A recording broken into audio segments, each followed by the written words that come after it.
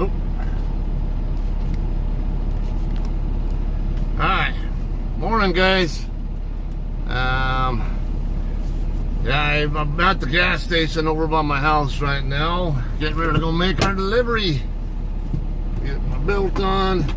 This is a place I've been to a few times recently, so I didn't see much of a point in doing a vlog on it. What the hell?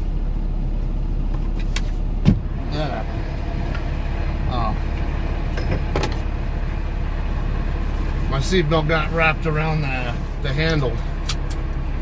Alright, you should have audio. I think, yeah, I saw it was muted by default. I took it off mute, so. Alright, let's get it rolling. I am just probably going to be barely on time to the receiver. I know I'm going to have some, probably some traffic along the way. I haven't even looked yet.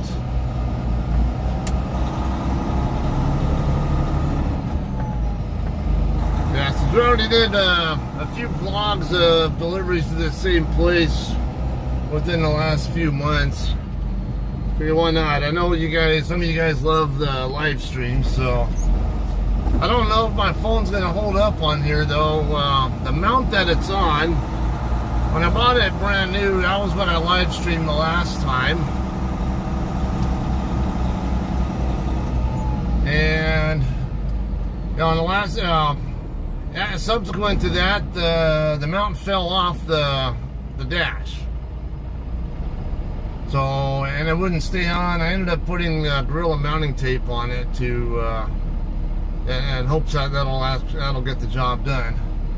The mounting tape is the same stuff I use for my my side cameras that are on the outside that I use for my vlogs, and then yeah, also for the for some other stuff. Actually, even the company-owned dash cam, because it fell down after I got my windshield replaced. I even mounted that with that Gorilla mounting tape.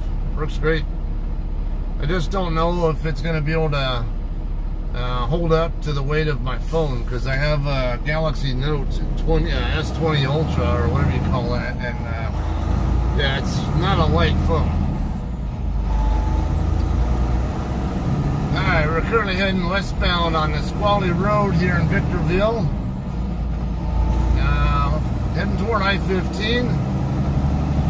We're going to be heading south on I-15 until we get down to DeFore, and then 215 south from there all the way to the receiver in Riverside, right by the Riverside Moreno Valley border.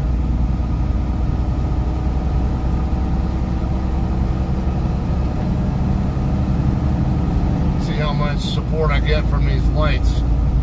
I don't normally get much cooperation from these lights here, so yeah, we'll see.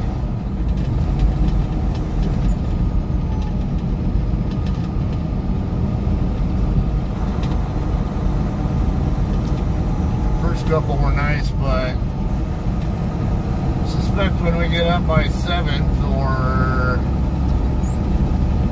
by 11th or Balsam or something, then probably gonna catch some reds up there.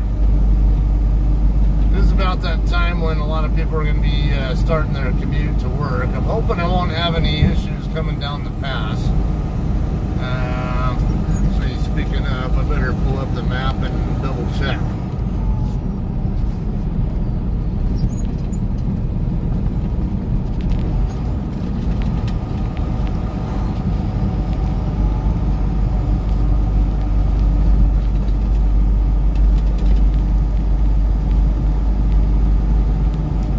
I see some lights slowing over there by where the Pilot and Hesperia is at, but that's it. Yeah, and it's not that bad. Looks like it might just be construction related slowing. Everything else looks green. So I might be in good shape. Do expect it to take a little over an hour, perhaps an hour and 15 to get to the customer. I know there was a couple times ago, I tried to check in about, you know, the traditional hour before my appointment time, and they told me to turn around, go park on the street, and come back about 15 minutes before. So I'm kind of getting in the habit of just don't show up there until 15 minutes before now. But typically at Ralph's, you can check in an hour before, so I don't know. Maybe next time I go there, I'll try doing that again.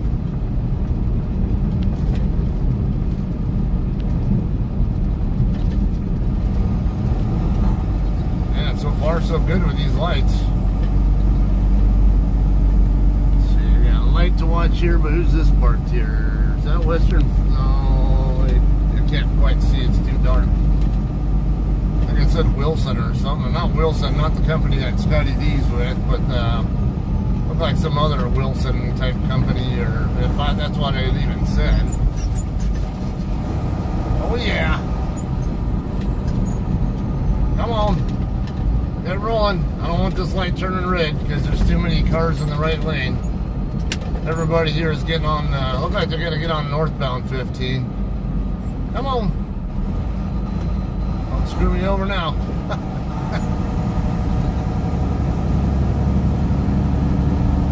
Alright, 2 more lights to go. This one, and then we're going to make a right turn onto Amargosa Road. And then the last light right there at the on-ramp. Oh, where did they make that one? Yeah, traffic here on the southbound side doesn't look too bad right now. It definitely looks doable.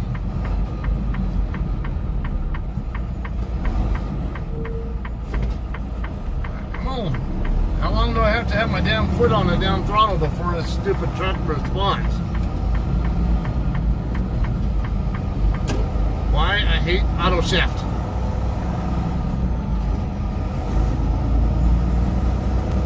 Have my foot on the throttle, I want the truck to react immediately, not decide, oh yeah, let's change gears unnecessarily.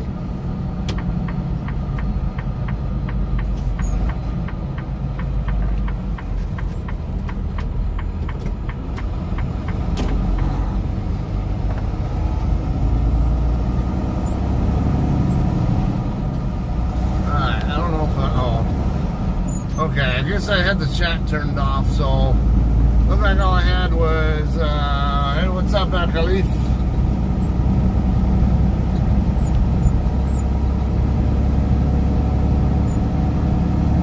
Tend to get you guys, some of you guys mixed up. Khalif, were you the one I remember from Morocco, or were you somewhere else? I can't remember. I know I have someone who regularly watches is from Morocco.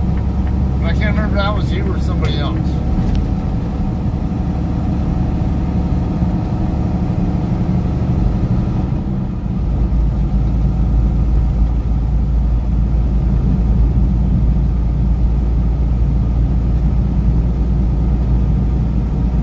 Oh, you're from Florida. Okay, so I must be mixing you with someone else. I'm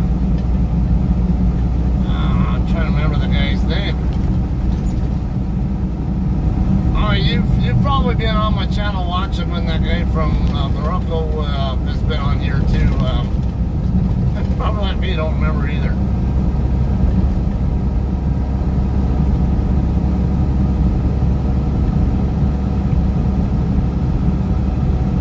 What's up, Scotty D? Yeah, it might be Mohammed.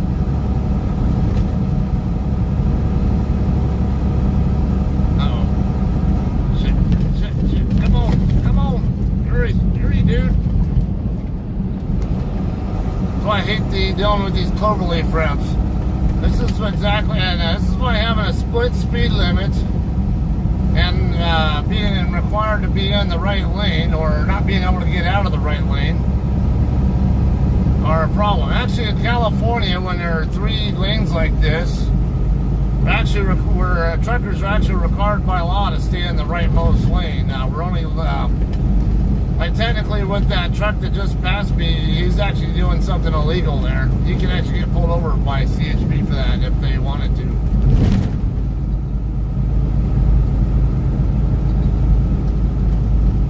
Alright, good morning Dave, welcome from Vancouver, British Columbia. Now, it's funny, because Vancouver being up not too far north of Washington and along the I-5 corridor, too. One of my buddies in the Air Force, he lived in Vancouver, Washington, when he was stationed, there in Portland.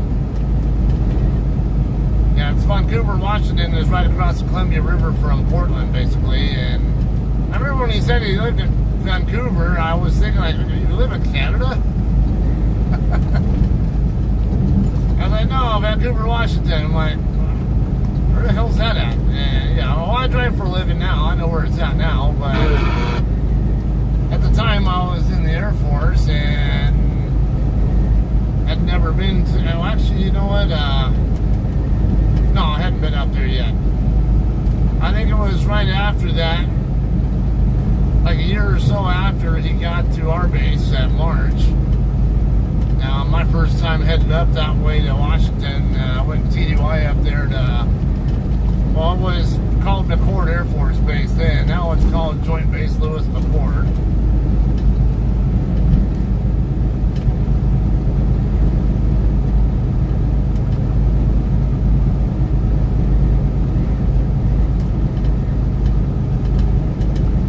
So for those of you guys who just tuned in more recently, we're on our way to Riverside to make a delivery to the Ralph's Kroger, I guess you'd call it, distribution center.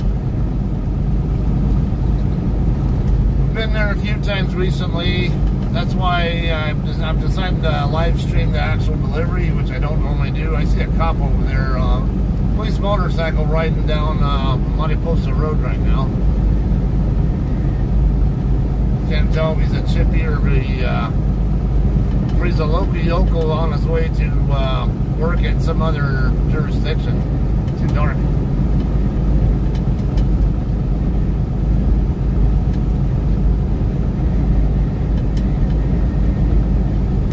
Alright, Dave. Here are the 5 is most beautiful driving in the U.S.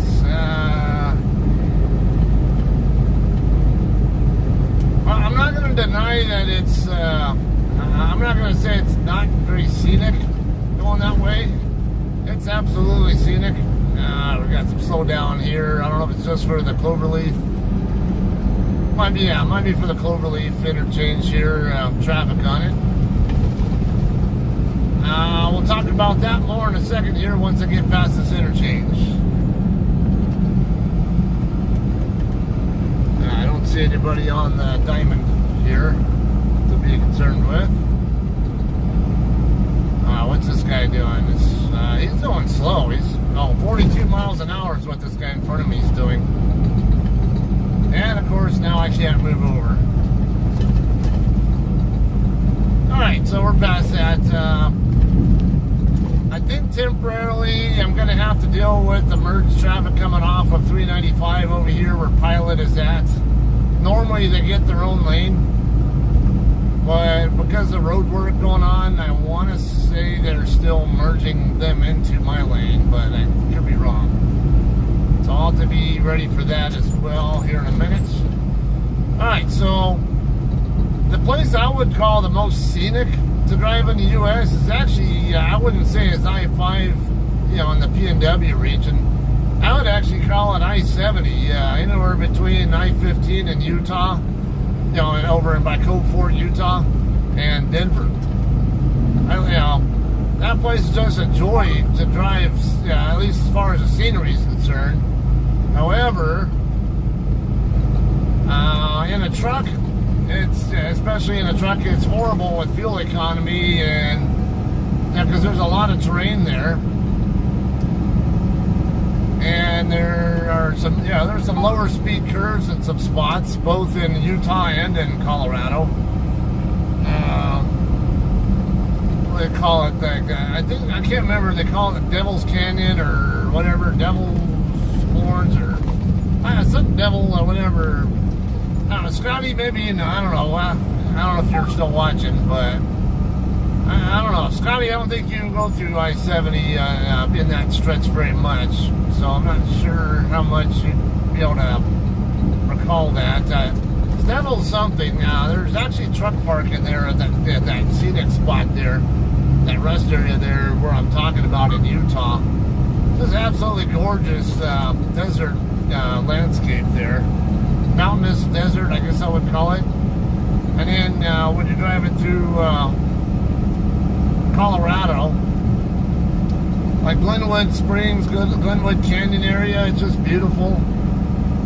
There's that, you got the river right there. You can actually even go hiking or fishing or whatever right there along the river.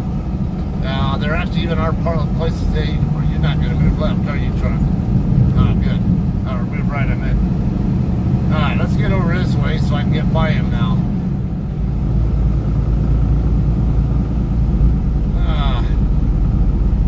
Yeah, and then of course going over the Rocky Mountains there too. Just another gorgeous view there. Driving in that area in the wintertime, maybe not so great. Because it can get pretty icy at times. But in fact, my first time ever having to throw chains on a truck was there at Vail Pass. Actually climbing Vail Pass and getting over the top of the, past the Eisenhower Tunnel. Eisenhower Tunnel is the highest point over there along I-70. Shut up, there's nothing to collide with here.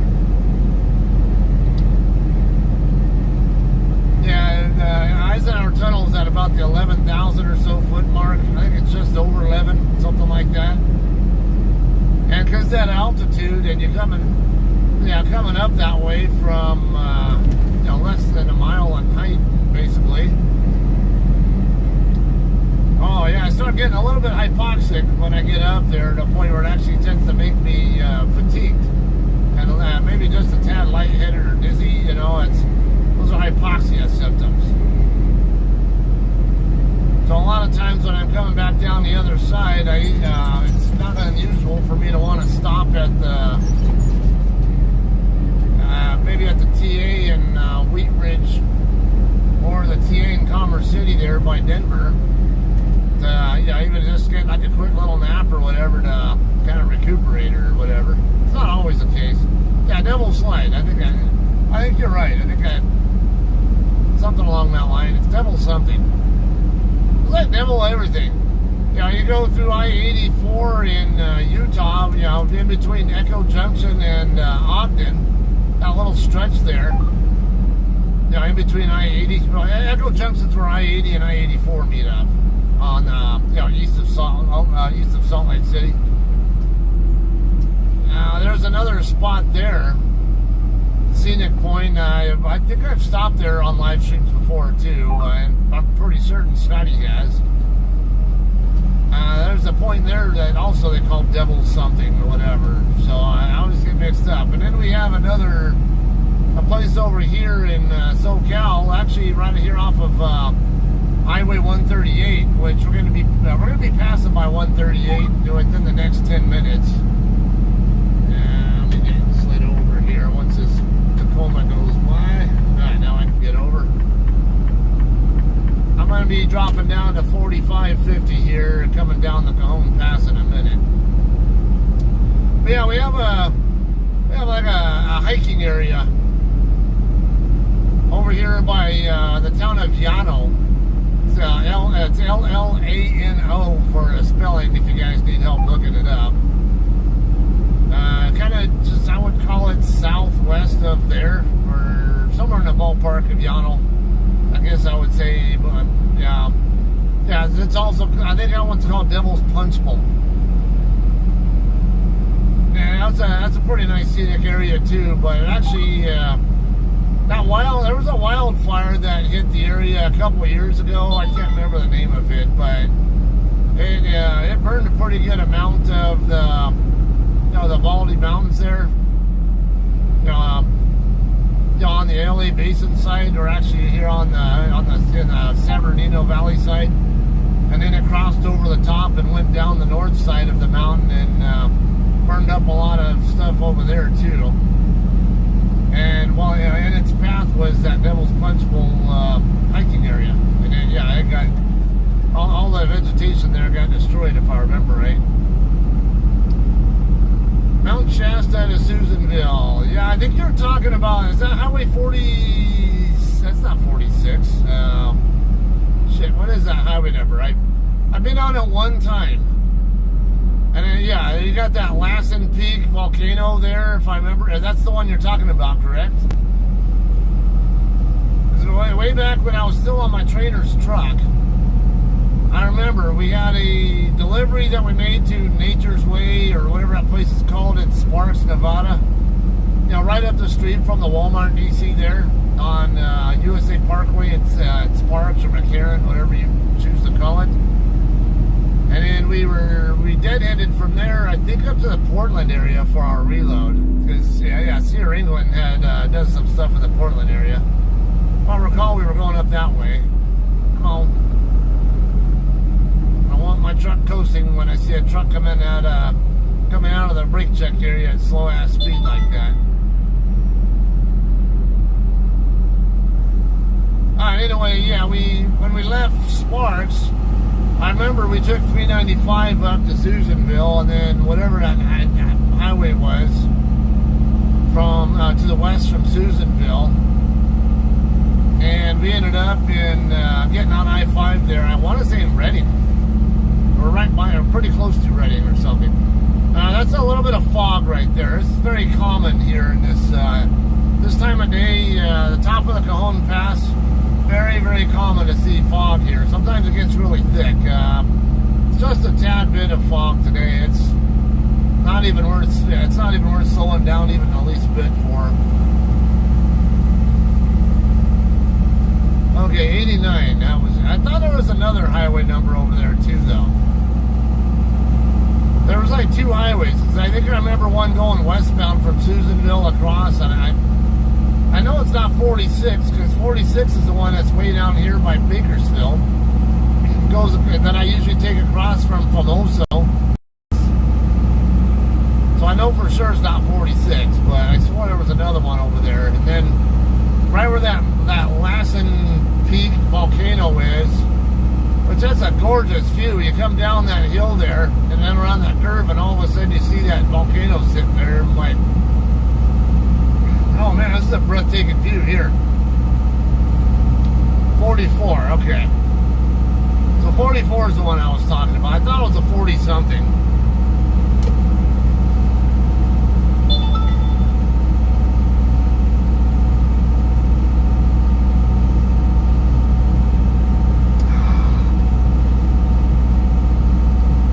Looking down all the way toward 138, I don't see any traffic delays at all.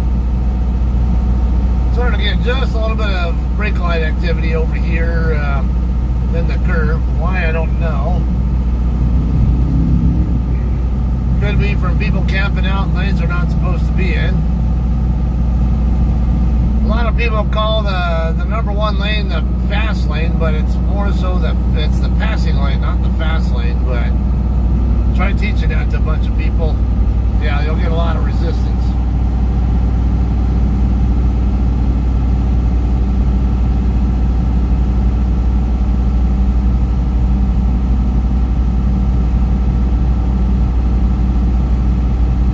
Now, my bigger concern with the traffic is going to be with the 215 in Riverside. You know, in between the Riverside interchange, as we call it, where the 91, 215, and 60 all meet up. Between there and the 215-60 splitter, as I call it, the Moreno Valley interchange. That section there tends to get pretty slow there. Now, I helped a lot by slow trucks trying to climb the grade there between right over by UC Riverside is located, and where Box Springs Mountain is.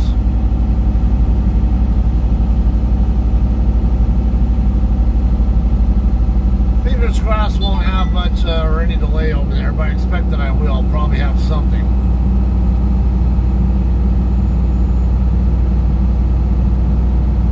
Let's see if the southbound Cajon Pass scale is open at this hour. Usually not. But it wouldn't surprise me. I actually have had it get, actually have gone pulled into the southbound scale here once in a blue moon. Alright, Dave, question. mentioned you do or used to do MMA. What are your thoughts on Nate Diaz and Jake Paul fight? Okay, so I have mainly a jiu-jitsu background, not so much MMA. But the school I trained at, yeah, they did also do Muay Thai and MMA classes there as well, but it was primarily a jiu-jitsu school.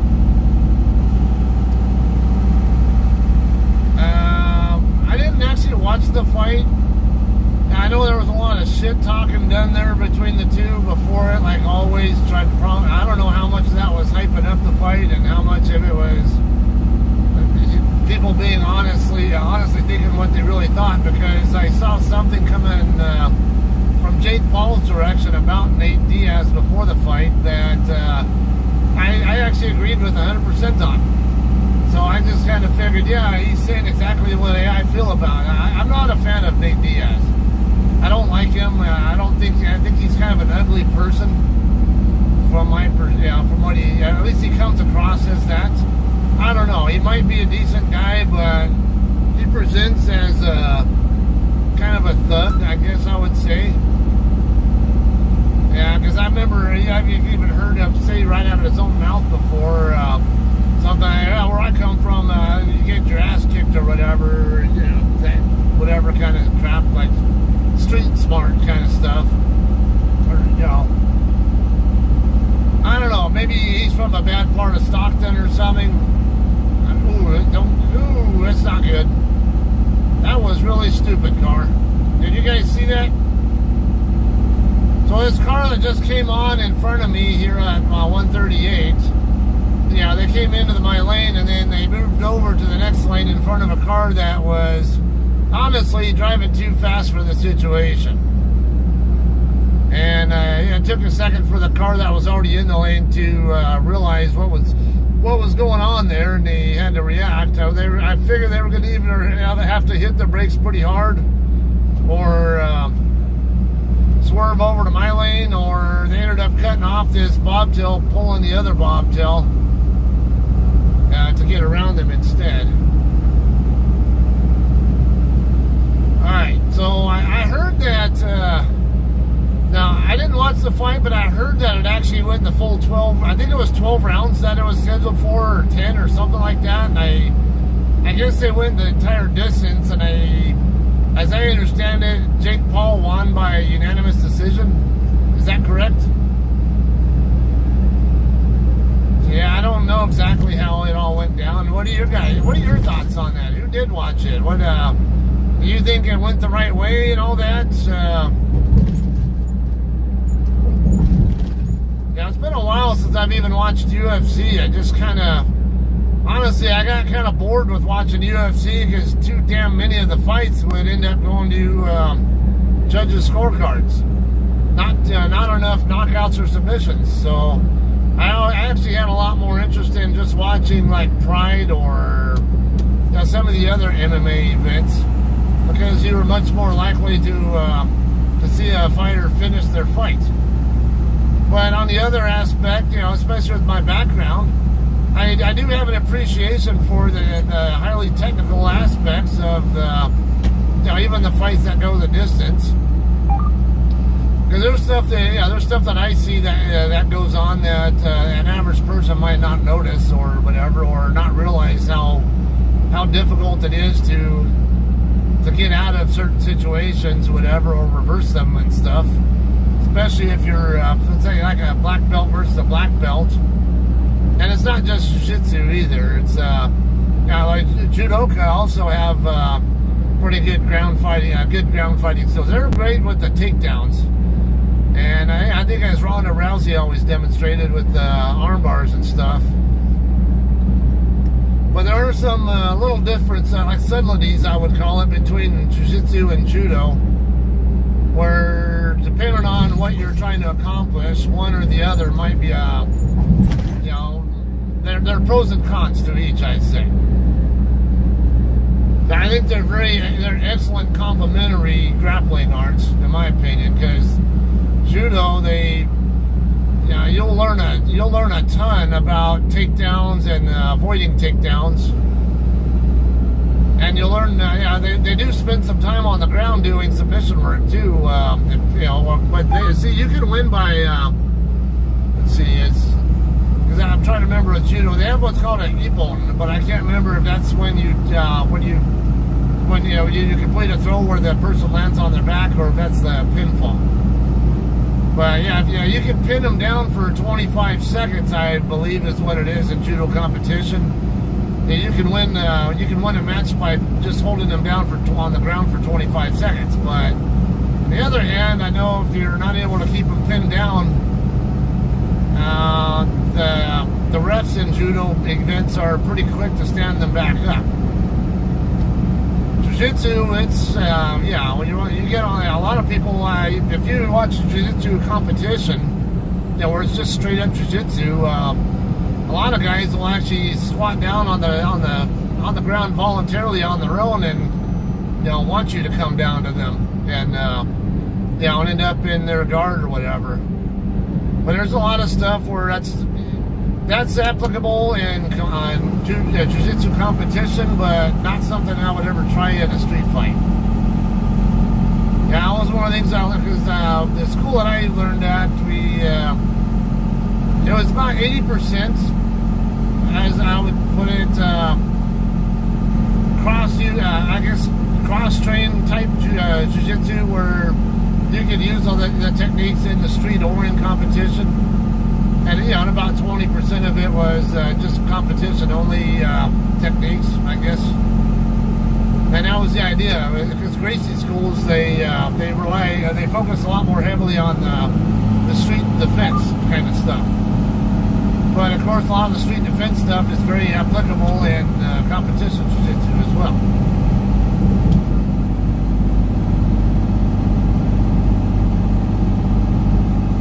So Dave says Nate never had the power to knock Jake out. Okay.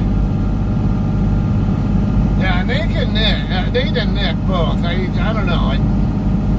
I get the two mixed up because they look so similar. They're not too far off in size from each other. I know they're in different weight classes, but I forget. One of them has more of a big mouth than the other, if I remember right. I don't know, Scotty, you live in the same area as them. Do you ever encounter them? Well, I know you're on the road all the time, but you grew up in that area, and you're home every so often. So, kind of curious if you ever had encounters with them. All right, Jake, on the other hand, has somewhat of power. It's hard to take him serious. He doesn't challenge himself by taking on real boxers.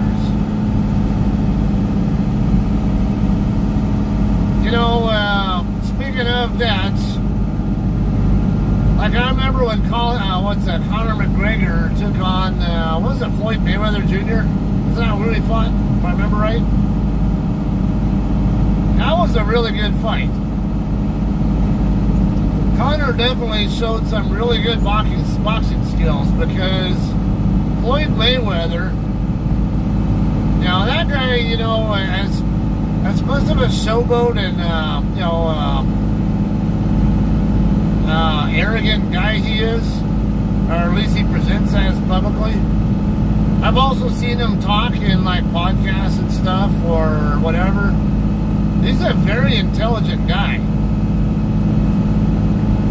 And so I don't know how much of Floyd Mayweather's antics is just him selling his fights, and how and not necessarily maybe just his shtick, to generate more interest in his fights, versus how much of that's really him. But when I hear him talk and hear what he talks about, he's a very articulate and very intelligent individual. So he actually impresses me, and I know isn't Floyd the one who never lost or something like that? I can't remember. He's super good fighter. I know that. And for Conor to do as well as he did against that guy, that tells me something about Conor's boxing skills right there. let's see, what Jake Paul, was this his first pro boxing match? I can't remember. I don't remember if I heard that was his first or if he had done pro boxing before. Alright, my lane's going to end here in a second. We got to watch for interchange traffic here as well. Again, folks, stay focused on, because I got someone behind me. Not very much traffic here, really. It's just two vehicles. One passing me up right now, and another one just beyond them on the other, in the far left lane. There we go. This is a lot lighter traffic here than I'm used to seeing here at this hour. This is nice.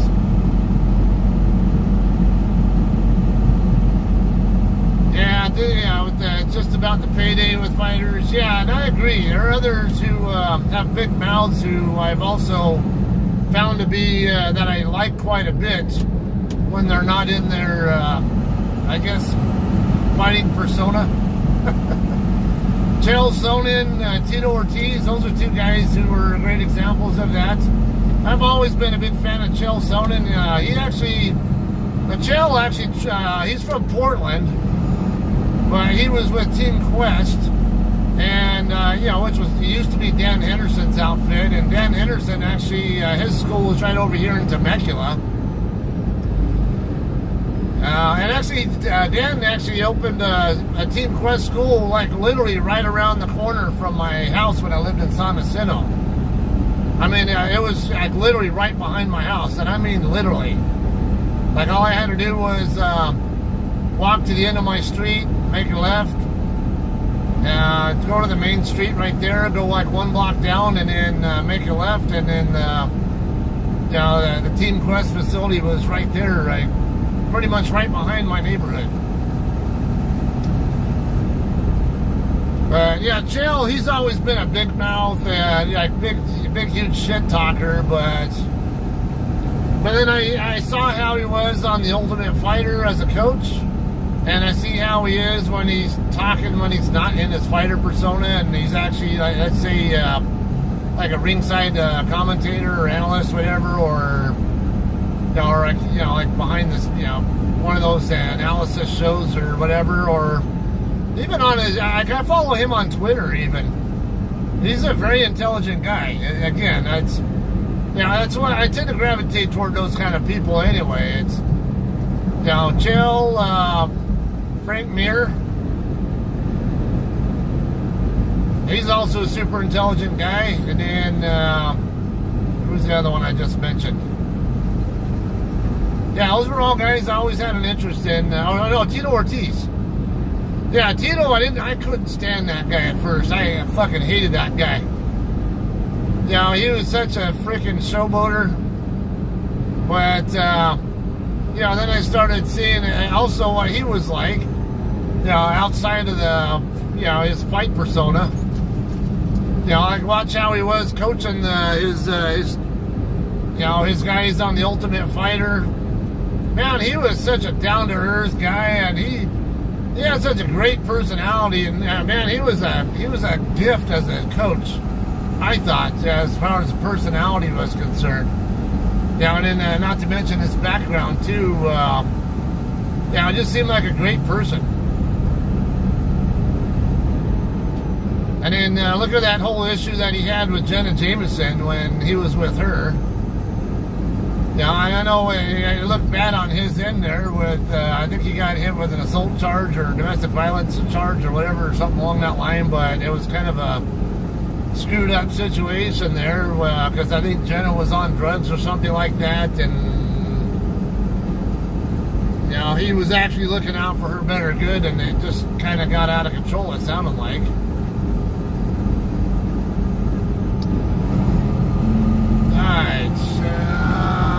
Cat Mom, good morning. Hey, Jake started up his own. Let's see what this cement truck's doing 55. I'm okay with staying here behind him. It's too traffic's in a little bit on the too heavy side for me to try to go around him. And this speed is not far enough below the speed I want to run anyway. Not that big a deal.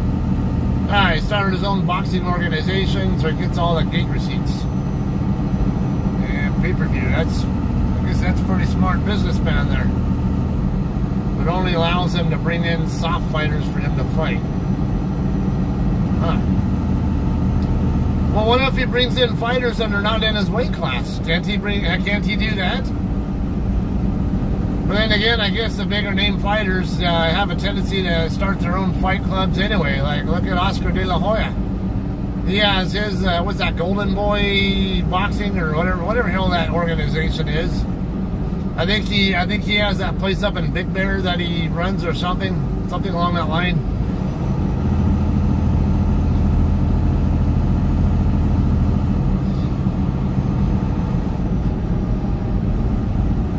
Jake Paul actually challenged Mike Tyson. What the? How big is Jake Paul?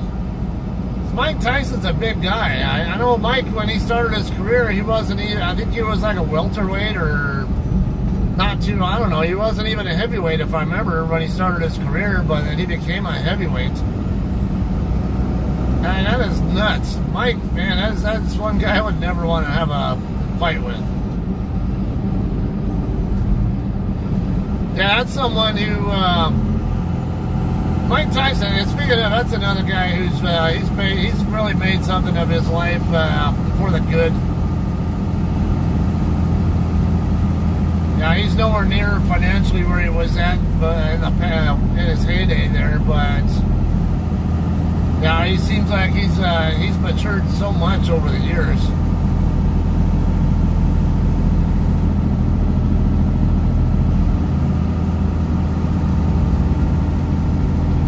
Bad guy, Chael Sonnen, he was so funny. Yeah, you know, I used to like listen. I swear, Chael, he always talked like those freaking pro wrestlers. No, but Chael's background is wrestling anyway, so kind of doesn't surprise me, I guess.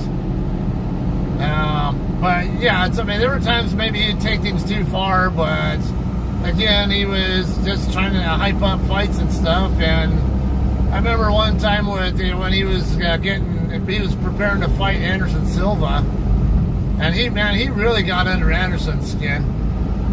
What was that flashing I just saw? I don't know, was it just a light flickering or something? I don't see any first responder lights anywhere nearby. Oh well. But yeah, I remember he took it too far there with Anderson, talking about Anderson's family, which is one of those unwritten rules. You don't diss a man's family. Now, like in Hispanic cultures, you know, you might have heard the term "chinga tu madre." Yeah, you say that to someone who's Latin, and that's extremely offensive to them. It's like. Yeah, it's like just, so I would say probably equivalent of calling a black person the N-word.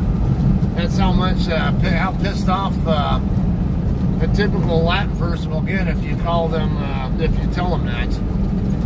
And I would say for good reason. It's, you know, it doesn't matter what kind of person the person is, whether they're a good or bad person, especially in a very traditional Catholic culture, like most Hispanics are or Latins are. They put a lot of emphasis on the mother. Mother brought them into the world, mother raised them, and yeah, they're basically the hero. Now, when you say "chinga tu madre," it's like disrespecting their mom, and you know, and you just don't do that. So yeah, Chael took it too far against Anderson in that one, and yeah, I think even one of the who was it, Grayson or Gracie? I mean, or one of the Gracie family members, I guess, had a private chat with Chael about that, and Chael even admitted, yeah, when a high-level Gracie like that talks, I listen. He said, and you know, and I respect those guys a ton, and.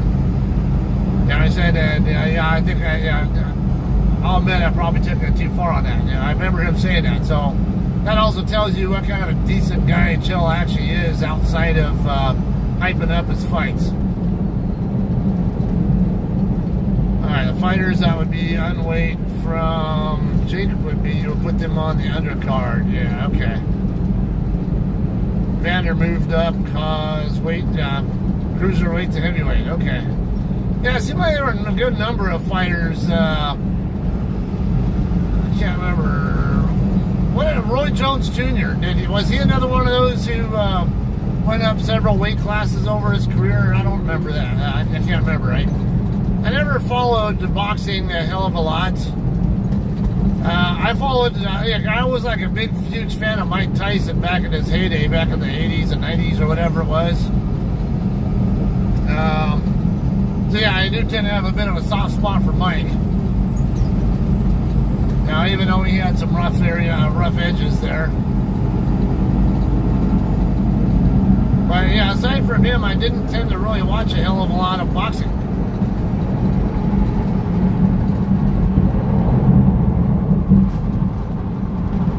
I think every so often, when I was growing up, I would also watch Sugar Ray Leonard fight a lot.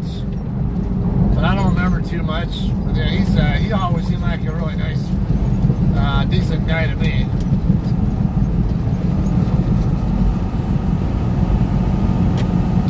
Tyson was always a heavyweight. Okay. There was someone else then I remember who went up to quite a few weight classes before they ended up in heavyweight, but I can't remember. Maybe it was Evander who you're talking about, but I thought it was somebody else. Tyson was a monster, yes. He was always the shortest guy in the ring. The rawness was funny. Man, yeah, that guy was a beast.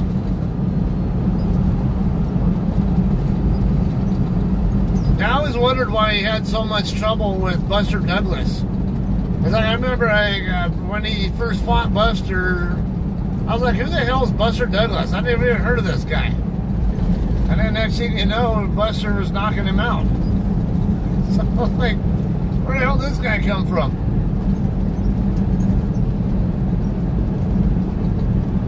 And I'm thinking maybe that reach part, you know, the reach disadvantage there perhaps played a role, but I know Customano's death and, you know, him not being there to train Mike anymore, and, you know, I think that had an impact on Mike's career as well. Come on, don't back off. Come on, quit backing off. I see what's going on ahead and I don't want to be part of it.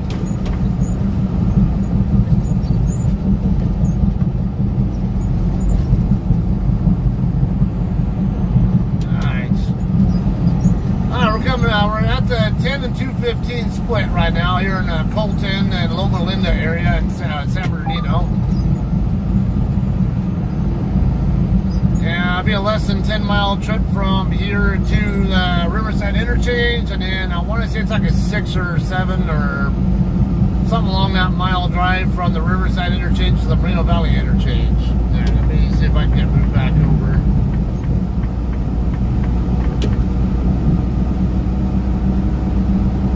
Car in there in the middle lane there was just being a little, I would say, a little overly cautious but then the traffic situation changed in front of them pretty shortly after they started getting overly cautious. So in a way I almost can't fault them, but then again, what speed they're going right now, they should really be over here in the right lane, not the middle. We get slid over here. There's that truck coming on. Looks like a Cedar England day cab pulling a Walmart trailer. He's probably going to get off at Columbia Avenue. He's probably on his way to drop his trailer off at the Hunter Park Distribution Center on Columbia Avenue. I used to be in that fleet. Of course, most of you guys who watch me regularly know that. I was never a fan of doing the day cab routes in that fleet, though. Yeah, OTR life is just more to my liking, to be honest with you. I do miss out on being around with family all the time and stuff, but I'm not a fan of having like a shift where it's like You use all like about 13:30, 13:45 of your 14-hour clock by the time you get your trailer dropped and back to the terminal. Let's see. Yeah. Yeah, they've got. Yeah. I'm a little bit iffy on coming over this lane because I knew this on-ramp was coming up, but yeah, I don't know. Looks like it might be all right here. There's a gap here for me, but I'm more concerned about what this traffic here in front of me, how long they're going to take to get up to speed.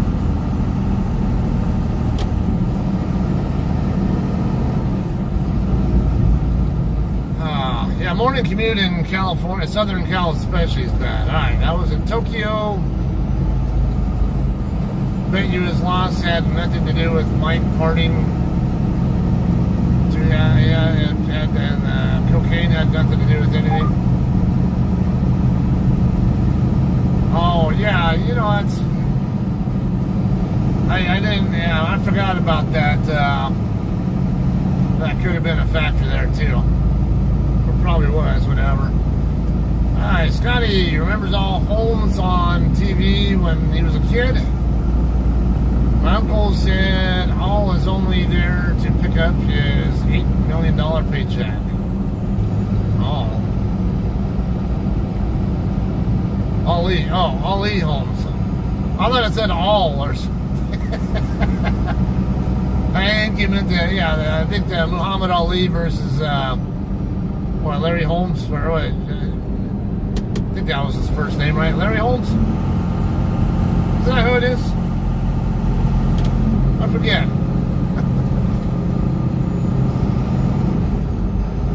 Yeah, so speaking of Ali, he had a fight in Las Vegas. I remember he got pretty beat up in it. Okay, but my brother-in-law, his brother, was the store manager of the huge McDonald's in Barstow. Not the one by the truck stops, but the one on the other side of town that used to be the largest in the world. Or busiest in the world, or whatever it was. And yeah, he used to run that store there.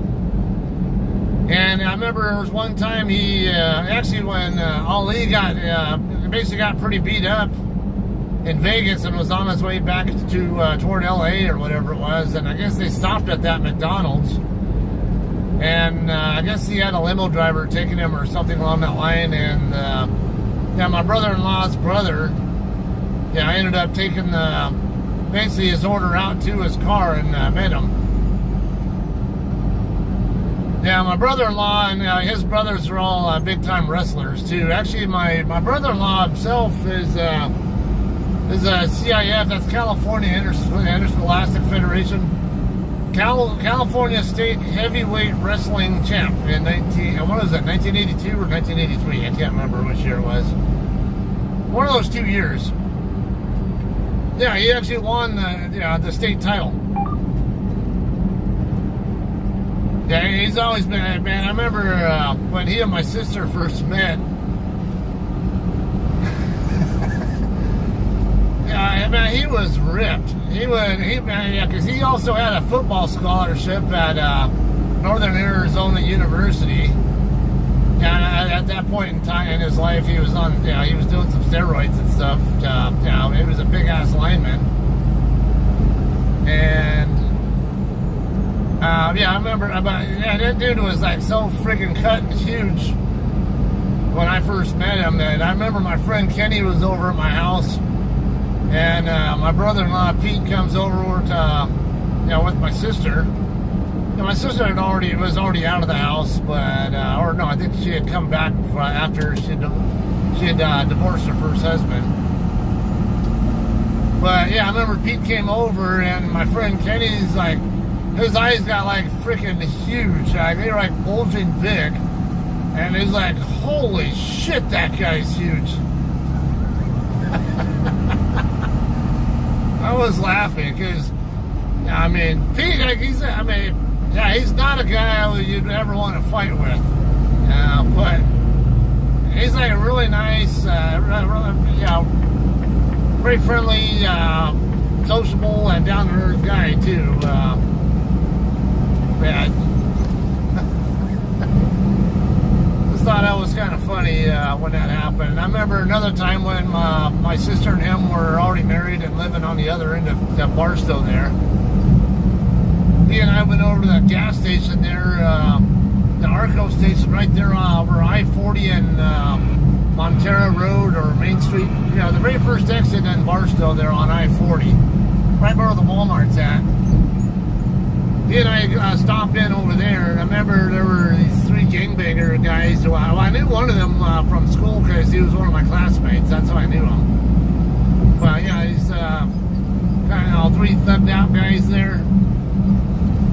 And I remember, we're getting ready to walk in the store, and they're walking out of the store or whatever, and I guess the leader of the three of them, or whatever, or the more dominant of the three of them, I guess I would call it, he was like, like really quick, hey, how you doing? Like shaking Pete's hand, and like you could tell he was like really intimidated by Pete's size.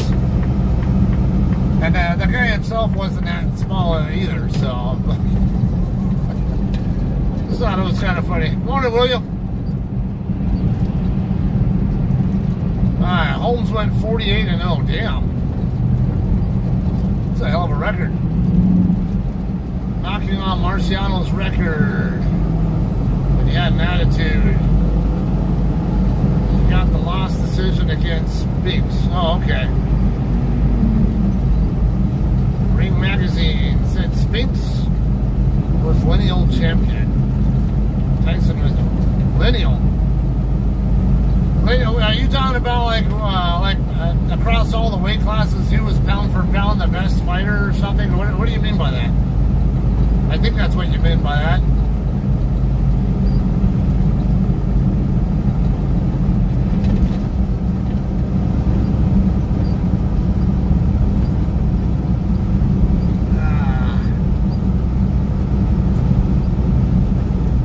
I'm surprised at how good this traffic's going right now. Pretty decent amount here, but okay, we're right here by UC Riverside, or University of California at Riverside. In fact, I just got past University Boulevard Avenue a second ago. The university's right here to my left right now. At the Martin Luther King exit here. We're going to start climbing from here up toward the top. We'll get to the top right by where the 215-60 split is at.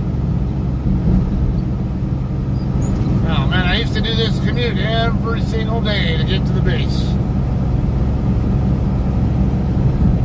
So I knew all the alternate routes around the area too. If there was ever traffic, I knew about every. I know about every arterial and feeder street you can imagine in the area to get around it. But it's in a car. Most of these, a lot of these streets that I would take around it in a car, if there are delays here, are not truck legal.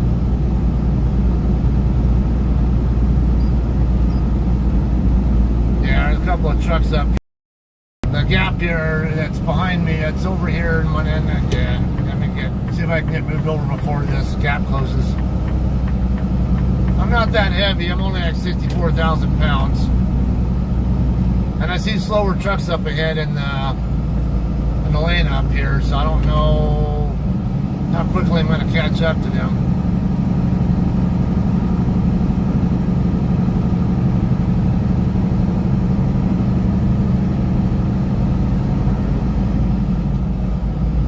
Oh, lineal means speed, speed, home, figs. or actually now we're CBT.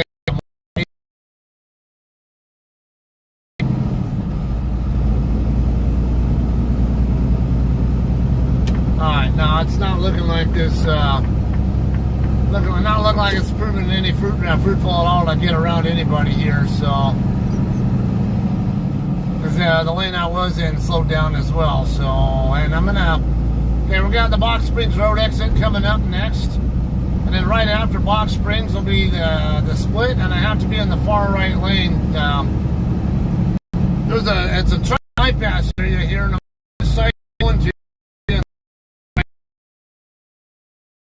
will be the one that takes 60 east. But so I'm going to be getting on 215 south. We're going to be taking this lane here. Tyson had 2 belts. Spinks had 1. Tyson became undisputed. Yeah, that's right. I remember they had like 3 different organizations. Then they like WBC, WBA, or whatever, or what was that, ABC, or I don't know. I can't even remember. Damn. Why?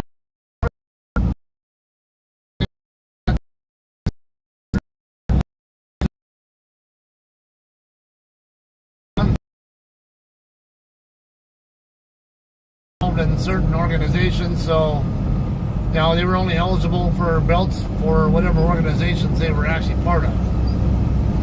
IBF, okay, yeah, International, it's the International Boxing Federation.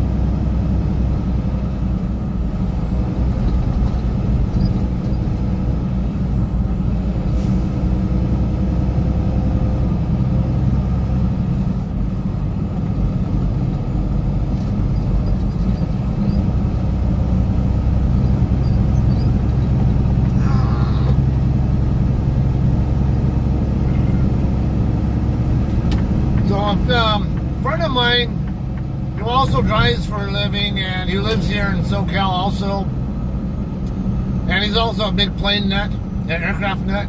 Yeah, he actually, I think he, if I remember right, he used to be an air traffic controller at one point in time. He was telling me about how a KC-10, yeah, KC-10 aircraft, which is a DC-10 airframe, but Air Force design, or spec'd out for Air Force, whatever. It's a refueler aircraft. I guess it just made its last flight. I don't know if it came out of Travis Air Force Base or out of McGuire over in you know, New Jersey, because those are the 2 KC-10 bases, if I recall. But yeah, it made its last flight here into March this weekend, or I don't know, just the other, like yesterday or day before, or whatever it was. I think it was yesterday. And they're going to be, I guess they're going to be demilitarizing it and towing it across the runway over to the museum over here. And then I saw someone in one of our local area groups saying that I guess when, they were asking when's the C-130 coming. Like, I thought we already had a C-130 here, but maybe I'm wrong. So I guess there's a C-130 that's supposed to be coming as well. But it's been so long. The C-141 that's actually there. Shit, this car just got a fresh screen. I'm gonna have to wait. Yeah, the C-141 that's on display there at the March Museum. I actually was on the tow team that took it over there. Yeah, I was working on the C-141 flight line at the time when we retired that aircraft. And the DCC of that aircraft, as we call them, basically the head wipe on that aircraft, you know, the number 1 wipe. Me, him, and one other crew chief, you know, we all towed it across from our parking area, across the runway and over to the museum. Actually, that DCC, his name's Gordon. He's actually a truck driver himself, or actually, I think he just stopped driving. But he was driving for an outfit out of Riverside. He was doing car hauling for a while, and then it changed from car hauling to Amazon power only. But yeah, I think I kind of interacted. I talked to him briefly on one of my Facebook posts not too long ago, and I thought he said he was no longer on the road, and I think he's still working for a trucking company, but in an office capacity now or something along that line.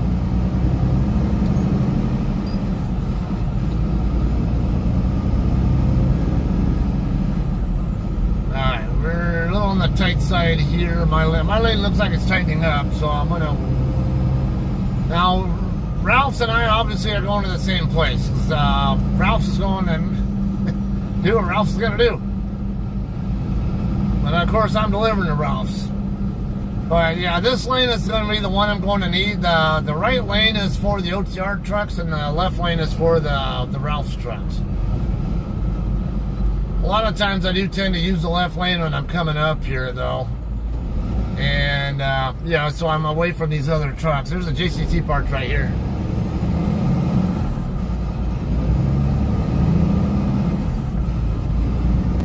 $6684. That trailer number sounds familiar. Who do we got here? L4393A. Yeah, I just saw him. I thought I saw him going the other way. Yeah, I just saw him recently. I thought I saw him going the other way. Or maybe it was on my... No. Or is he the one that I saw when I was picking up my load? I don't know. Okay, so speaking of, this load, the pickup vlog for it, I just uploaded it last night, but I haven't had a chance to put all the bookmarks and stuff in there yet. So it's not public yet, but it will be public today. It may or may not be available while I'm sitting here in the dock door, but I will be heading home after this delivery. So there's a possibility. But it will be ready to watch this morning, for sure.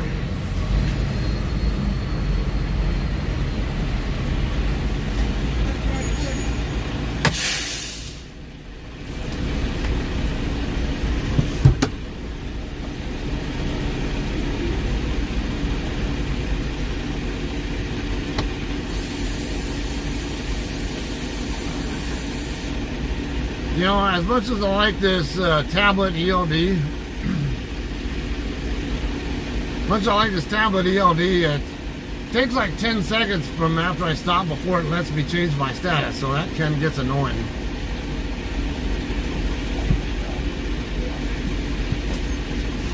Vests are required here. Sometimes they come up here too fast and start telling me,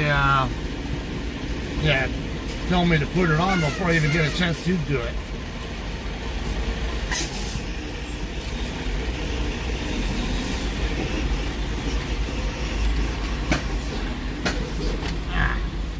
BOL's fighting me. Alright, yeah, just stay in the truck here and then they come out. Thank you.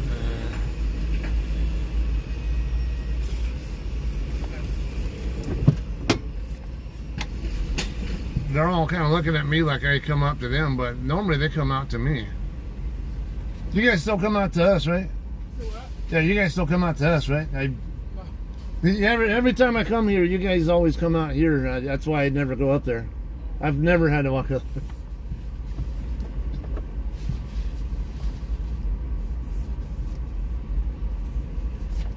I can help out and meet you over there if you want. Is it what? Yeah, I can help out and meet you over there if you want. All right.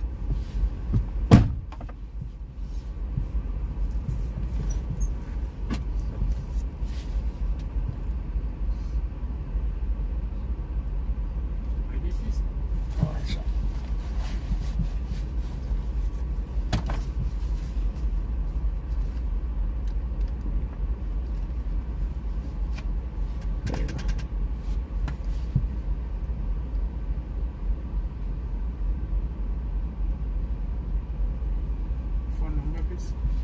951 990 7887. 7 what? 887. You got a seal? Yes. Everything for you? Yes. Pallet jack? No. Rolex? 2, I think. 2? 2. Yeah, I think it's 2. I'll be right back. Okay. Alright.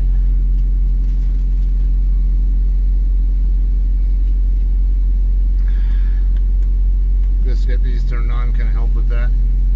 Then I can turn that off. Yeah, so I guess they were wanting me to walk up to the booth this time, but like I've been here several times and I've never had to walk up there. They've always, even the same guy here, I've seen him before, and he last time I came here, he walked right out to me before I even had a chance to get all my stuff done. I don't know. Think you've delivered here before? Yeah. Was it with JCT or with someone else?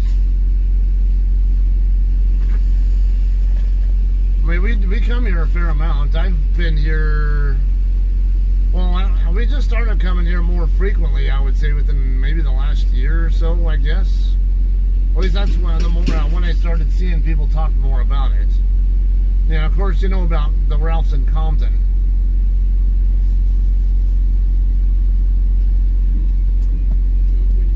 Door 24. Okay, so no dock door yet. Okay.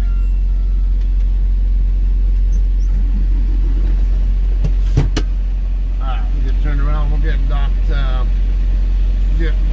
me get in the yard move status. Check in at shipper.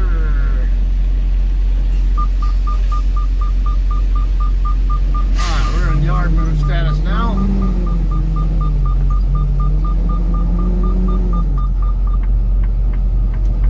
Yeah, I know it's the same guy who checked me in last time. Please send your macro 9 with the trailer or something. What?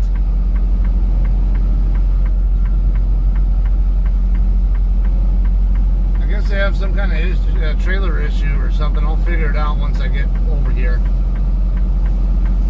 Alright, so for staging, what we're going to do... Oh, this is convenient. Yeah, we're just going to come right up to one of these spots right here, and that walkway is straight in front of me. I'm double check my, yeah, I'm plenty clear of that thing there.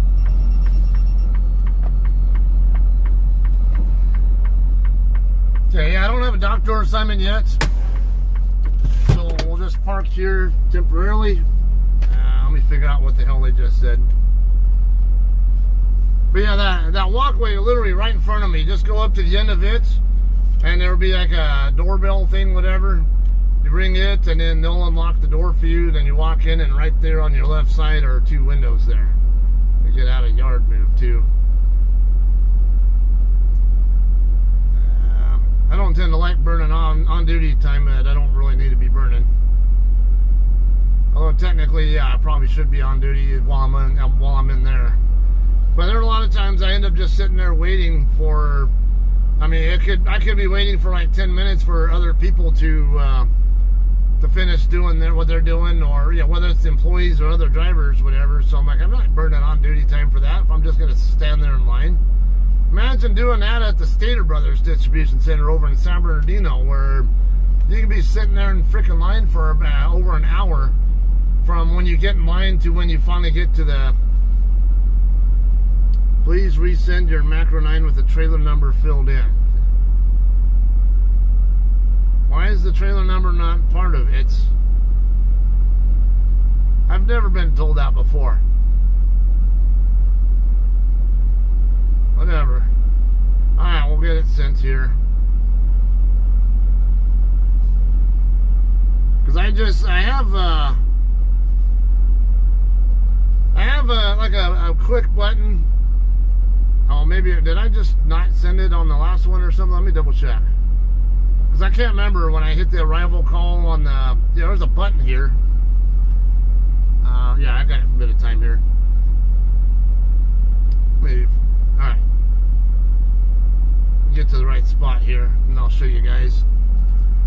Because we have tablets here now. Yeah, Scotty, when you were here, remember, we were always on the Qualcomm. Let me get that disconnected here. Alright, so right here, yeah, we have tablets now. And normally I just hit that button right there. Oh, that's why. So I didn't put the trailer number in there, that's why. So if I come over here in the messages, and I look at this first arrival, see, yeah, there was no trailer number info in there, so that's what happened. Alright, yeah, so that's just my bad. Alright, we will leave that there for a second. Let me double check, because he just said door 24, which is just that's the office. Yeah, so, yeah, it doesn't look like I have a dock door assignment yet, so I'll go in and, yeah, it should be open. There are a bunch of trucks docked in over on the left side over here.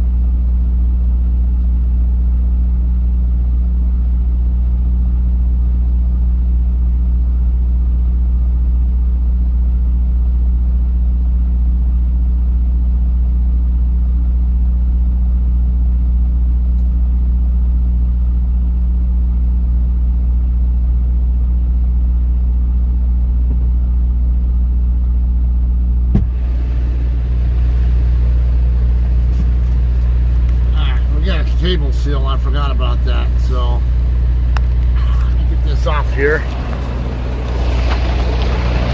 A lot of people have trouble with cable seals. I'll show you what I use. I just use a regular pair of bolt cutters. And as long as I don't have the loop too tight on the cable, usually my bolt cutter will cut right through it.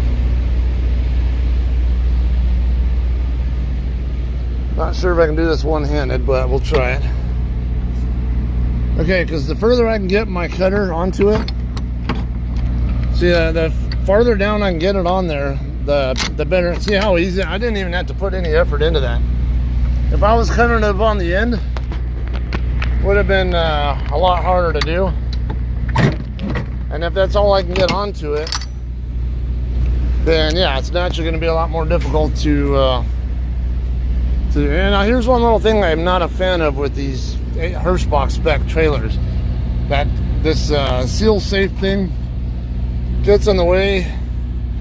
Actually, this one's a little bit different. Normally just have this hook here, and that normally would be enough, but this seal safe thing here kind of interferes, as you see there.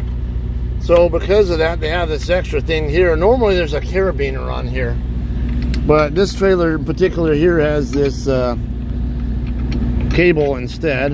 If I can get my, but that's the problem, is it's rotated 90 degrees from the other one, and it's not designed to go on there at the right angle.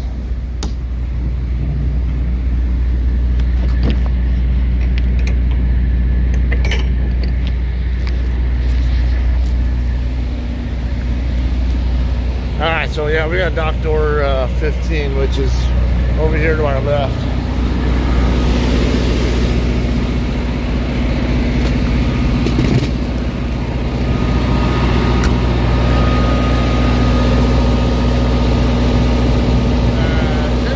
Setting 13.8 right now.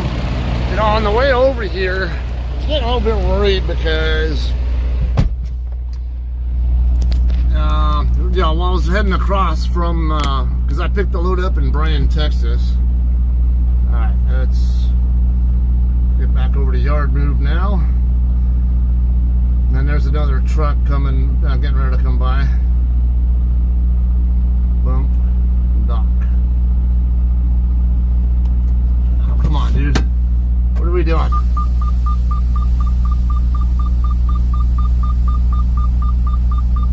Great, I want to move, and now everybody on the planet wants to go across my path. That can be pretty annoying.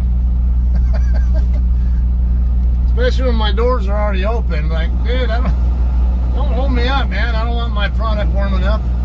Okay, we're gonna just, I think I'll have enough room here to do a U-turn setup. I'm gonna be docking into door 15, which looks like it's right here between this white Freightliner and this black black Cascadia Classic there, whatever it is.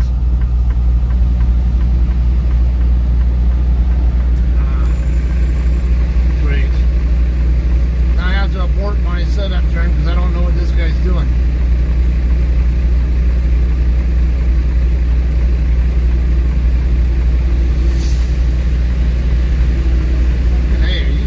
I got this guy in the golf car, the shad driver, who else?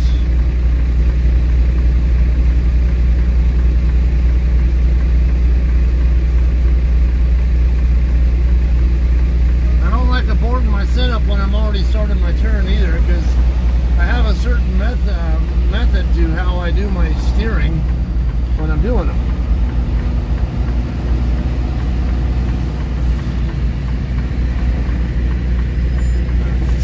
Not really set up. I'm set up a little bit wider than I want to be.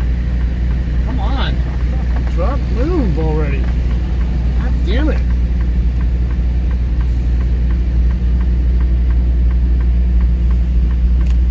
Again, if I had a manual transmission truck, I wouldn't have this problem.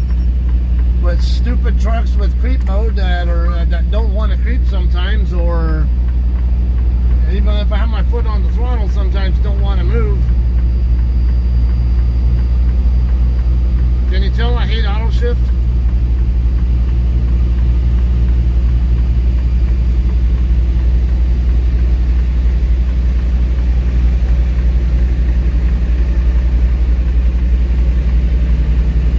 We're gonna line that perfectly here.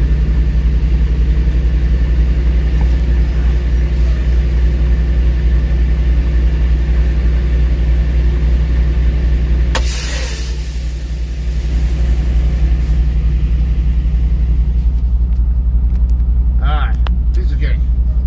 Yeah, everything's lined up perfectly there. Can't remember if I saw wheel chalk down there or not.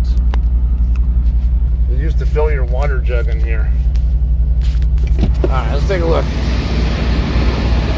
It's only 73 degrees, so I don't need the engine running.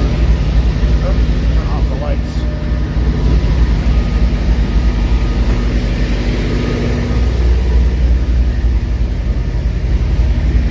Wait a minute, okay, so how quickly that got up.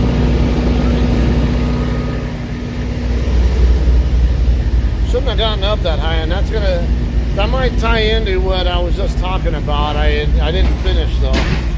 Alright, so I don't see any wheel chocks here.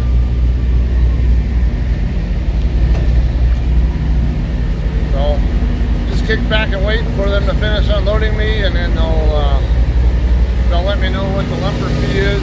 I'll pay the lumper fee on my phone.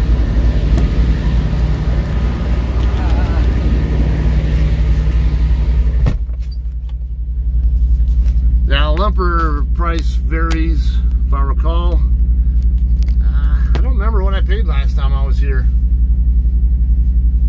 $200-300 something dollars, I guess. It's not cheap, but it's not the worst I've ever seen either. Alright, Ralph's in Compton. Looks like it's fun to get in and out of. Yes, I have videos out here on my channel of deliveries to that Ralph's. Now, speaking of, Tony, I don't know if you're a JCT driver or if you do reefer or whatever. If you were just looking it up. But whatever the case, anybody who's not familiar with that place, who might go to that place, everyone always worries about the Wall of Shame side, which is the south side of the main building there.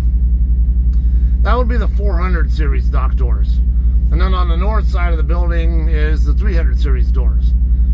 Now, everybody freaks out over the Wall of Shame row because generally you cannot get into your dock door unless you get the guy in the adjacent door. Usually you get them, the person to your left, have them disconnect from their trailer and yeah, move out. Okay, so which one of the videos did you watch though? Because there are several I've done there. There was one that I did where it was practically wide open on that 400 row.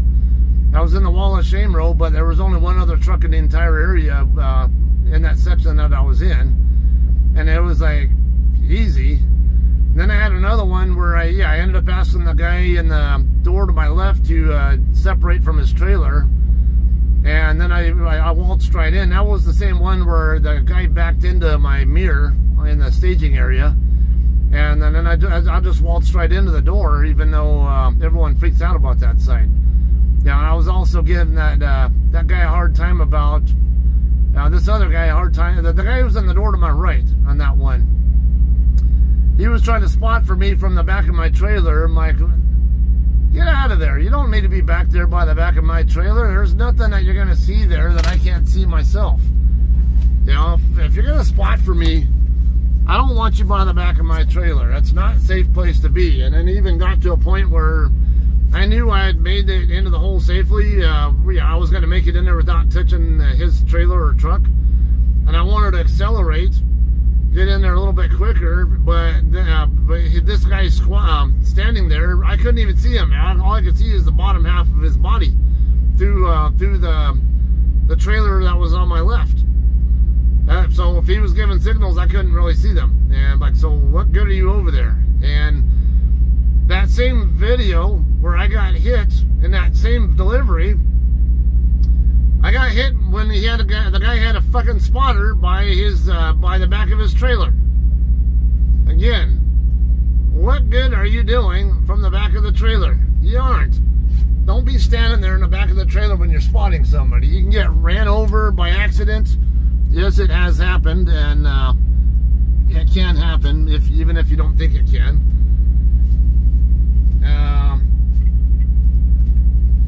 And then also, and that was a good example. The guy was trying to whistle at the driver. The driver even had his window open. Because I remember when he was backing up, I was already out of my truck before he even got his tractor near my tractor, and his driver's window was open. So I know that if the spotter was properly positioned, he would have definitely heard the guy telling him, giving him signals, whether it's audible or visual, to stop. And that's why I always tell people, when you're backing up, I don't give a shit if you have a spotter or not, get them windows down. Now, one of my, as I've talked about it many times, I had a co-driver who had a backing accident. Exactly that.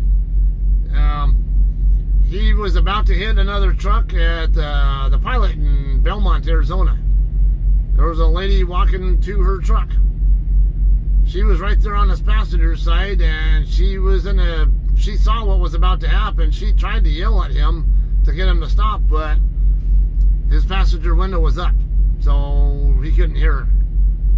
And so, yeah, he ended up, the only thing he heard was, or felt, was a crunch. So he had an accident that he could have avoided all by simply having his damn window down. Alright, mine launches in R2 randomly. What else did I miss? I always shut reefer down when docking to preserve temp. Okay, about that. Now, some customers actually will require you to leave it running. Like, actually, the last delivery I made in Lewisville, Texas, at McLean, they actually had a requirement. They even have a sign in the office there saying, leave your reefer unit running until you're empty. And yeah, the guy was even adamant about not allowing the temp to get more than 7 degrees above the set temp, because it would trigger these alarms or whatever and send emails to a bunch of people and stuff and whatnot. Speaking of, like you just saw, this one was up to like 32. When I was heading across, right after I got past Benson, Arizona, I don't know, I was probably around the 290 something mile marker, just a short distance west of Benson, Arizona. I'm looking in my mirror, looking at traffic, and right at that same moment I'm looking in my mirror, I hear my reefer turn off. Like, it was in start-stop mode anyway, so I'm expecting it to shut off, periodically. But this time when it did it, that status light there on the side of the trailer went from green to amber, which meant there was an alarm. So I'm like, great, now I got to stop to figure out what's going on with it. I stopped at the first exit I could possibly stop at, and of course it has to be one of those, you're not with, the nearest exit is like 10 miles away. But it wasn't like it was that long between when the alarm went off to when I stopped. 10 minutes max. Because I think I was somewhere around the 291, 293, somewhere-ish mile marker. And I ended up exiting at like 281 or whatever the hell that exit is. 279, I don't know what that first exit was in that neighborhood there. But yeah, I stopped there in this big, huge ass dirt shoulder there off the off ramp, and take a look. And I had a couple of alarm codes: check fuel sensor circuit, and what was that other one? I don't remember. High compressor output, high compressor discharge something. I couldn't read it, but it might have been high output temp.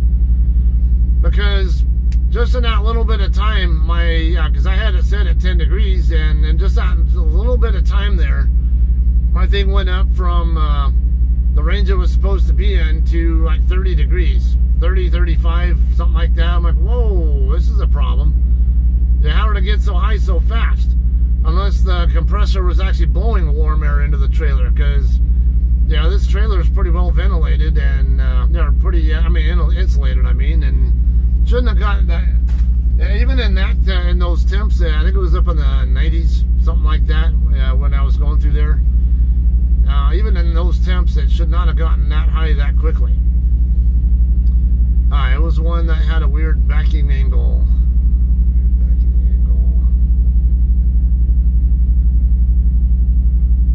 Well, okay, so the Ralphs in Compton, when you get into the staging area there, just past the guard shack, you do have blindside slanted spots that you back into. But a weird backing angle, I can't think of any doors there with that kind of arrangement there. Alright, Swift trainer at the Academy got killed at rear of trailer. I recall also, speaking of, there was one, I think a Walmart driver.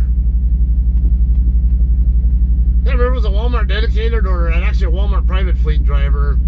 They were backing up to a door, and I think there was somebody spotting for them or something, or someone back there, and they disappeared from the driver's view, and they got squished between the dock door and the trailer.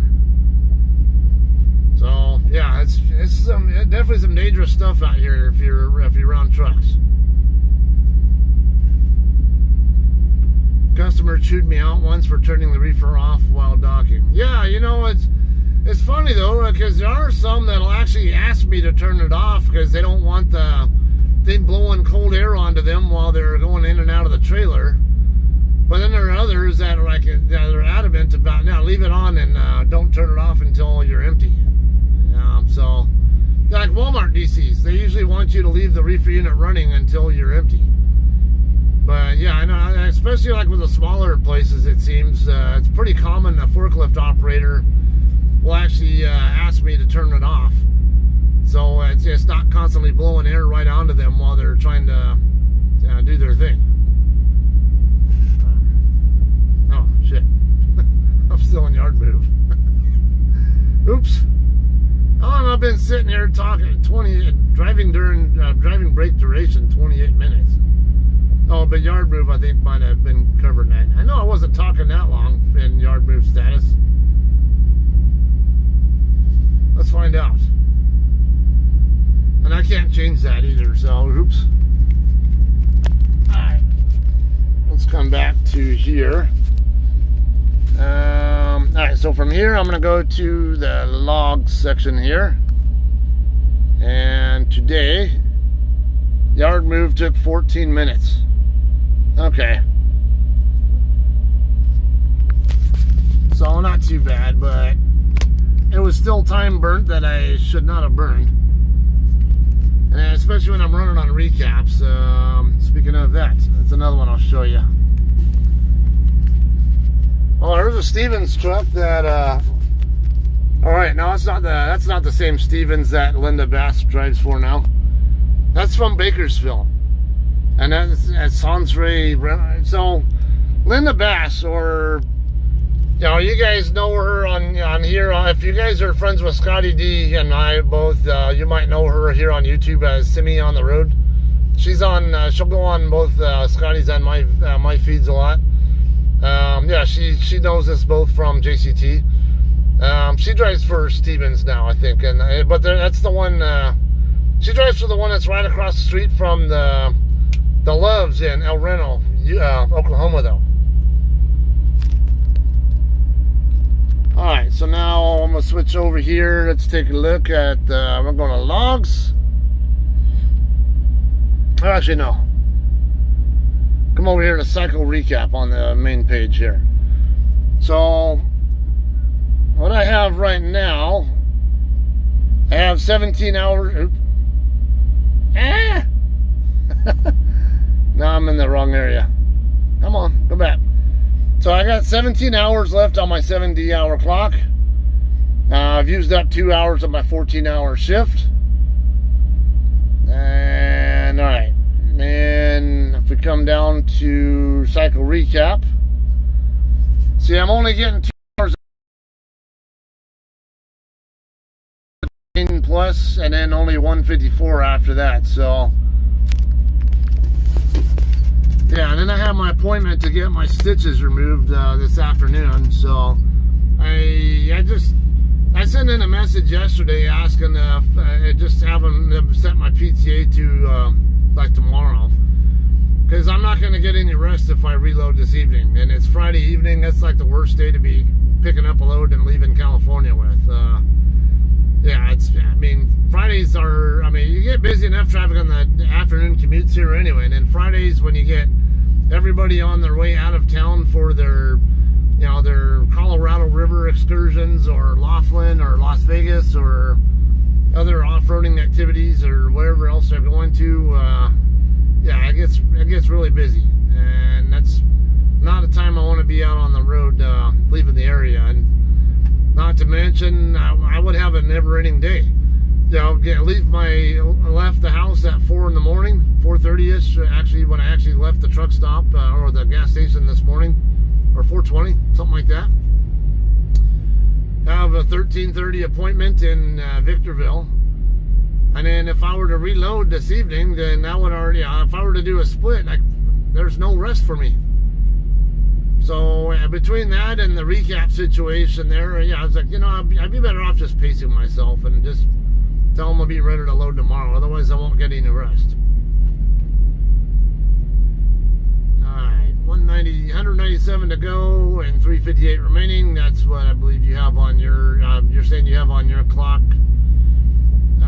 Tony El Reno is a good hood. Yeah, it's not a bad area there. Yukon. We're on the west side of Oklahoma City, northeast, west/northwest, I guess I would call it. That looks like a pretty decent area of OKC as well. And I know the north.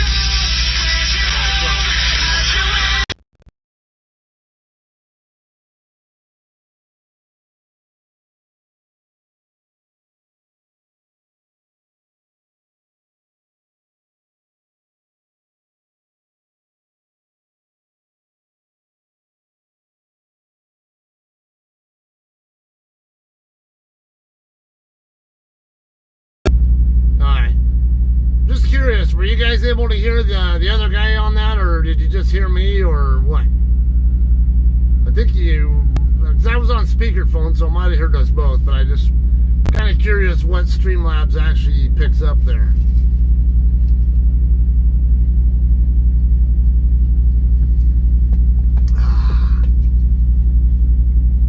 Alright. I don't know how long this is going to take. It was muted, okay. Interesting. Heard nothing. So you didn't hear me or the other guy. Alright. Good to know. That gives me good feedback to work with. Because I know usually when I'm talking on my headset while I'm live streaming, you guys can usually hear my side of it, but not the other side. Wow. And I know, Scotty, usually I think when you live stream, you have a different phone that you use for your live streams than you do for your personal, like phone calls or music or whatever, if I'm not mistaken. I tend to do the same, but I haven't been live streaming much, not nearly as much as like what I know, like you normally do, or what I've sometimes done in the past as well. I do have an extra phone here that I got just for that purpose too. You know, my intent is to live stream with my main phone here, the Samsung Galaxy Note, and I think I have my son's old phone or something. It might be in the back, I don't know.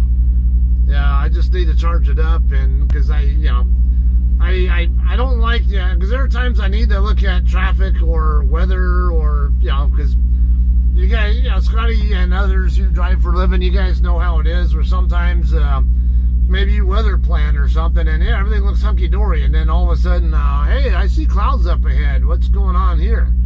Or I'm starting to get rained on. What's going on here? How much and how heavy can I expect? Or you don't see anything on there, but it gets windy. You know, especially in a truck, you need to know how light your load is, or how heavy it is, and then how strong the winds are that you're going to be dealing with. And speaking of that, my usual cutoff, no matter how heavy or light I am, is 35 mile an hour sustained. There's 35 sustained, or anything north of 35 sustained can produce 50 plus gusts, and that's enough to blow over an empty or light loaded trailer. Now, even if I'm loaded heavy, I'll still pull over in that kind of weather, because even if it's not me that's at risk of getting blown over, it could be a guy right next to me, or could be a guy up ahead, and next thing you know, the freeway is blocked.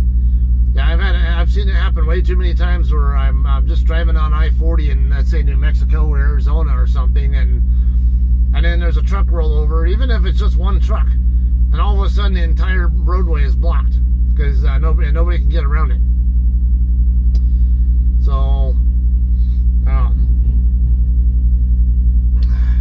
well, William, what is with all these random highways and routes that you always talk? You do this every time I do live streams. I'm not really sure. I never get a response from you on that. It's like it's all kind of gibberish. I don't know if you're talking about what you're doing or doing something else, or I'm curious on that. But yeah. So yeah, anything, if it's below 35 mile an hour winds, usually even if I'm empty, I keep rolling. But there are certain areas like Elk Mountain in Wyoming. That place is kind of weird. I had one time where it was like, I think between 25 and 30 sustained when I went through that area on and I had a light load, if I recall.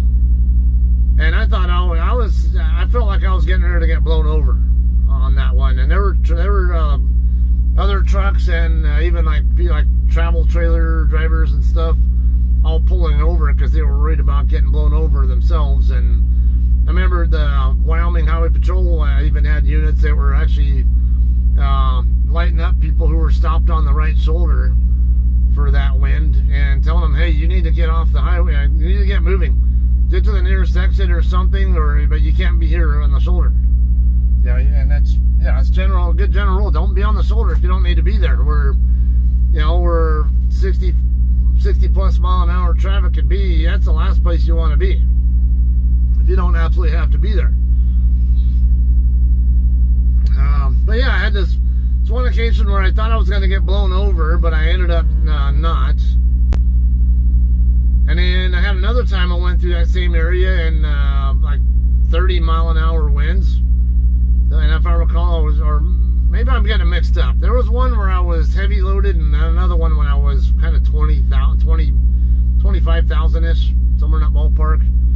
And what I mean by heavy, if you're not a trucker, it means generally like a 40,000 pound load. I have my empty weight of 34,000 or so with my truck and trailer combined. And then 40,000 pound load will put me up around 74, 75-ish. Somewhere in the ballpark of 74,000 pounds gross weight. Yeah, that's what I would call a heavier load. Alright, truck driver, Albuquerque, 40 east close. Are you saying an I-40 is closed in Albuquerque right now? Let's take a look. Let me look at that map.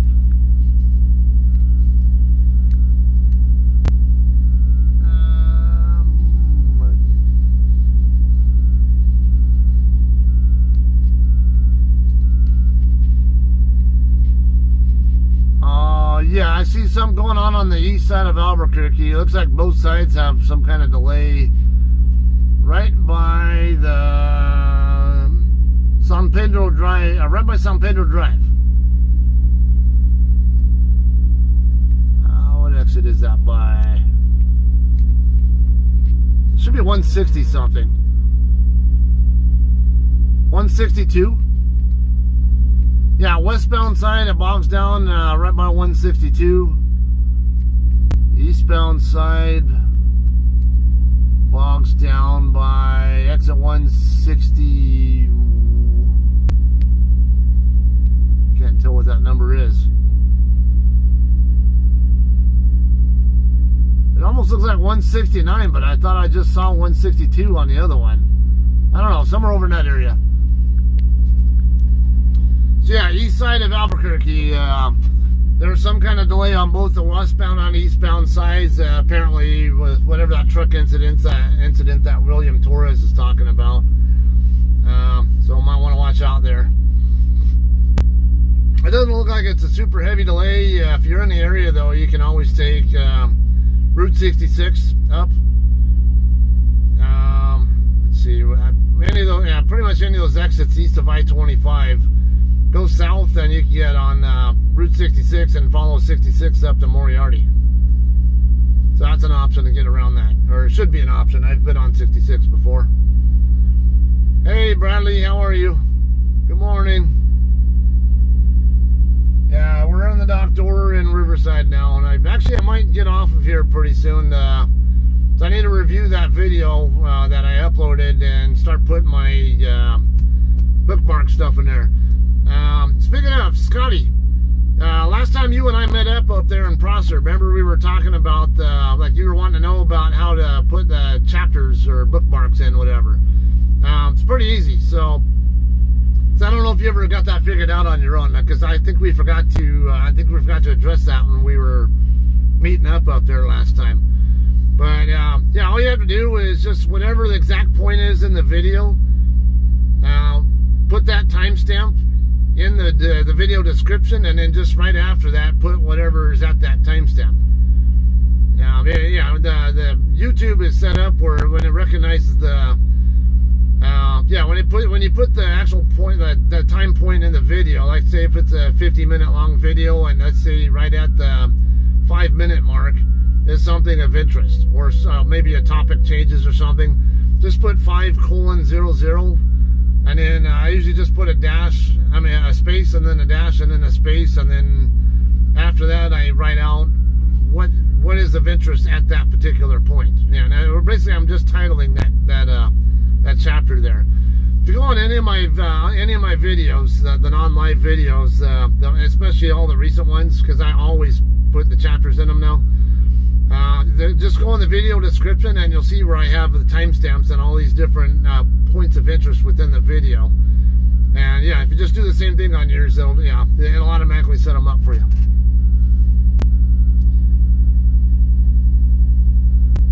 All right. So I always get the impression that my side camera. Should probably talk about it because I always get asked about it. So I have a monitor here for my side camera. Now I was having issues with the left side camera over here, which, just in case you aren't familiar, get my window open. That right there is the camera. I'm still letting off. Let me see if I can zoom in. It's fixating on the chat. There you go. That's my side camera there.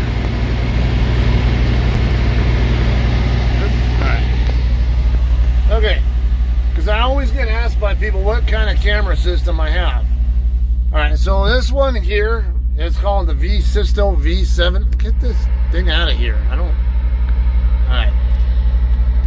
It also has the front camera that I used to have mounted right here, but I can only watch two of them at a time, two cameras at a time. And I want all three of them to record. Now this is my other 3-camera system here. This one has rear cameras with it, but I don't have them hooked up right now. That one's called the Eagle Eye 4. Get that noise turned off. Okay, but yeah, the Eagle Eye 4. Actually, let me show you what those cameras look like.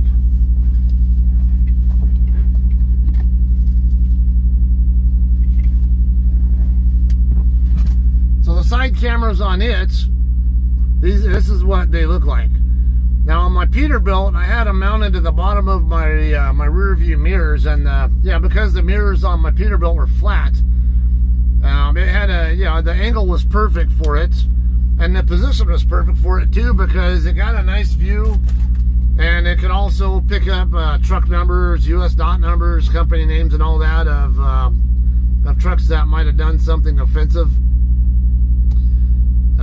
A good example, I had one where I had just left Fresno Truck Wash, got a wash out there, and started deadheading down Highway 99, I think toward Tulare or somewhere. And I got around a slower truck that right away. He got on the freeway right in front of me. I followed him onto the freeway actually, but he was just taking his time getting up to speed. I ended up moving over to go around him because I'm empty and he's heavy and taking his time. And by the time I get around him, but then by that time I get around him, he's already back up to my speed as well, and then camping out too close to me where I can't move back over. and there was another truck that was coming up in the left lane speeding that I guess didn't like what I did there, because I got in front of him, because his poor little spoiled self didn't have his way. He couldn't speed and had me to deal with. So what happens when I end up finally getting back around the guy, because I had the guy on my right, I ended up hitting my right turn signal to end up tell him, hey, back off or speed up. I don't care what you do, just get the fuck out of the way so I can get back over where I should be. I don't need to be blocking this middle lane because some dipshit wants to pace me. So he finally backs off just enough for me to get moved back over. And then once I get moved over, it's one of my friends doing a video chat set in our group thing. All right, so anyway, he gets this guy who was behind me, he passes me up, and then when he gets past me, he intentionally merges over fast in front of me when his trailer was right by the front of my hood, and I knew he did it on purpose. He was mad. And then next thing I know, he's getting off the freeway at the very next exit, right there on the south side of from Fresno. So yeah, and I was tempted to just follow him off the freeway and maybe start something with him. But I'm like, nah, I better not.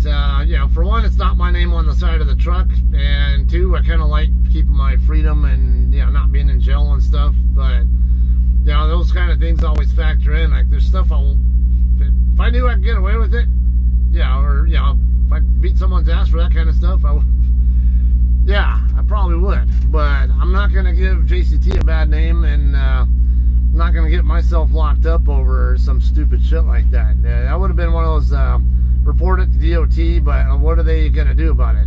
That's the problem. That I really wish that we could have some kind of system with that.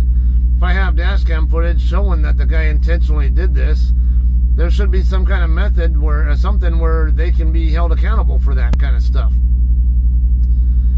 So yeah, I was about ready to follow this guy off the freeway, and here's where if you're an owner op and you think that it's okay to do this kind of stupid shit, yes again, because this same driver, because my camera's picked up his truck number, his US dot number, and all this stuff, his company name. And there's a publicly accessible website, FMCSA Safer. You guys can all look that up yourselves. Go on there, look up any US dot number. I'm going to give you JCT's US dot number. You can look that up if you want to kind of follow along right now just to see what it's about. You can go on there on the Safer search website, or even just Google for US dot and then the US dot number. JCT's number is 0273897. Look that up. Just US dot 0273897 and see what pulls up. The very first hit should be the FMCSA Safer web page, and it'll say company snapshot, John Christner Trucking. You go on there, and it'll give you a whole kind of a little summary, I guess, of details about JCT, what their address is, what their contact number is, how many power units they have, how many drivers they have, how many miles they did in a certain year. And then you scroll down a little bit further, and it'll show how many violations they have, how much equipment, how much hazmats, and I think driver or something like that. There are like 3 sections on there with violations, and it'll even break down how many of those violations were out of service. And it'll tell you what your out of service rate is in percent, and then below that it'll tell you what the national average on that category is. And then you keep going down a little further, and it'll show accident statistics. It'll show you had this many, this company has this many injury, or this many tow, this many injury, and this many fatal crashes in the last 24 months, 2 years. So it's a rolling 24-month period. So whatever's like right at 2 years out, rolls off the back end, and new incidents come on the front end of it. And so ideally, you want to see that number dropping. Now you can look up any company that has the US dot number on there. And so this one particular guy in Fresno. I looked up his company, his US dot number, and it came back to a 2-power unit company based right there in Fresno. And I looked up the address that the guy was that come back to. It comes back to a residential area I think on a cul-de-sac in someone's house.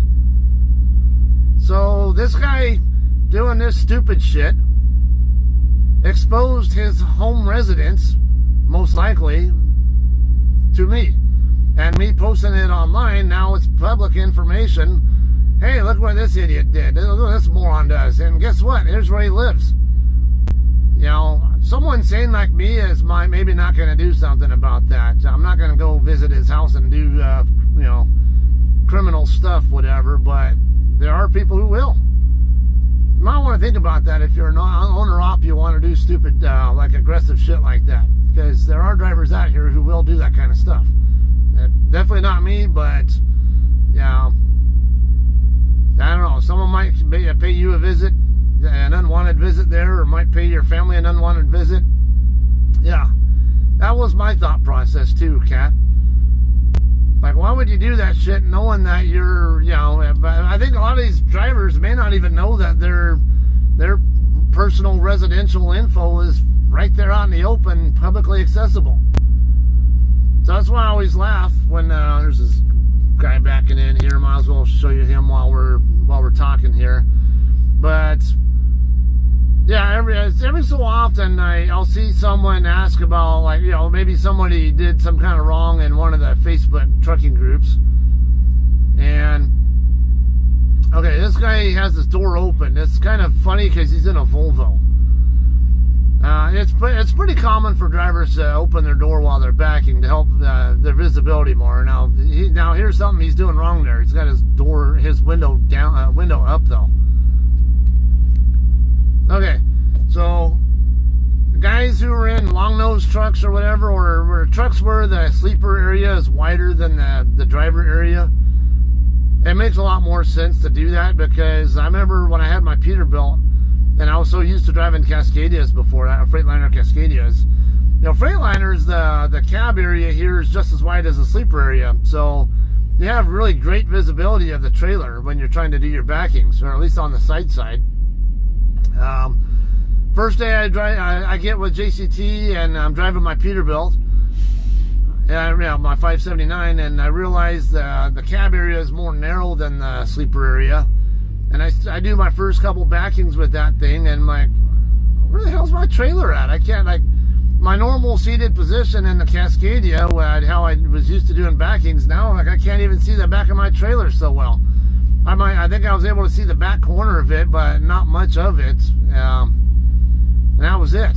And so I had to learn to, lean further forward and further out to make sure I could get as much of a view of the side of my trailer as I wanted to be able to see. So yeah, like this guy here leaving right now. He's in his T660, I think. Yeah, it's a T660, isn't it, Scotty? I think that's a T660. See, the sleeper area on that T660 is wider than the cab. And a lot of those, the long nose, as we call them, trucks, like the W900 or what's that, 379, Peterbilt 379, some of those. The cab area is definitely very noticeably more narrow than the sleeper area. So it makes a lot more sense for someone in a truck like that to open their door to help their visibility, especially if they got one of those trucks that has their exhaust stacks right there, right just after the doors. Truck like mine, it doesn't make sense. There's no reason for that. At least I don't think it's necessary at all. There's no stacks over here. All I need to do is roll down my window and just move my body and head a little bit, and I can get whatever view I need to see there.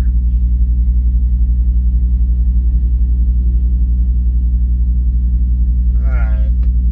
Yeah, we're still green here, not even loading, not even unloading yet. So yeah, going back on that other topic there with road raging owner-operators, I've had a few different cases where I've had drivers do stupid shit, and I looked them up, and 9 times out of 10, it turns out I look them up on the US dot site, or the safer site, whatever, and it has a residential address listed for their office. Yeah, so use your brain, guys. Just because you're an owner op doesn't mean that you can get away with it. Because there are people, but then again, you do something to the wrong person, even out on the road, you never know. Someone might pull a gun on you. I've never had it happen to me, but you guys might remember Andy Higgins. He used to drive for JCT. Scotty, I know you know him. Some of you other guys who regularly would watch me and Scotty on our live streams, maybe you might remember him. Andy and Rizzo. CDL should require anger management endorsement. Yeah, I think you're right. Okay, so I was talking to Andy once. He and I were on the phone together once. I think I was parked and he was driving in, where was he at? Indiana? Michigan, Indiana, Ohio, I don't know, somewhere in that neck of the woods somewhere. I don't know, it could have been Indiana. I'm wanting to say Indiana for some reason, but it could, it's somewhere in that neck of the woods somewhere. Yeah, that's smart. Stupid, so this Peterbilt driver just pulled out of his spots, and these golf cart drivers, whatever, all going around him while he's still trying to pull out. Like, yeah, you think that's a really smart thing to do there when you don't know exactly where he's going yet? Alright, going back to Andy though. I'm actually on the phone with him, and he had some kind of issue with a POV driver, as I call it. Most truckers will call them four-wheelers. I call them POV drivers. Scotty, you're a vet. You know what I'm talking about by POV driver. Yeah, anybody who's got military experience knows what a POV is. Personally owned vehicle.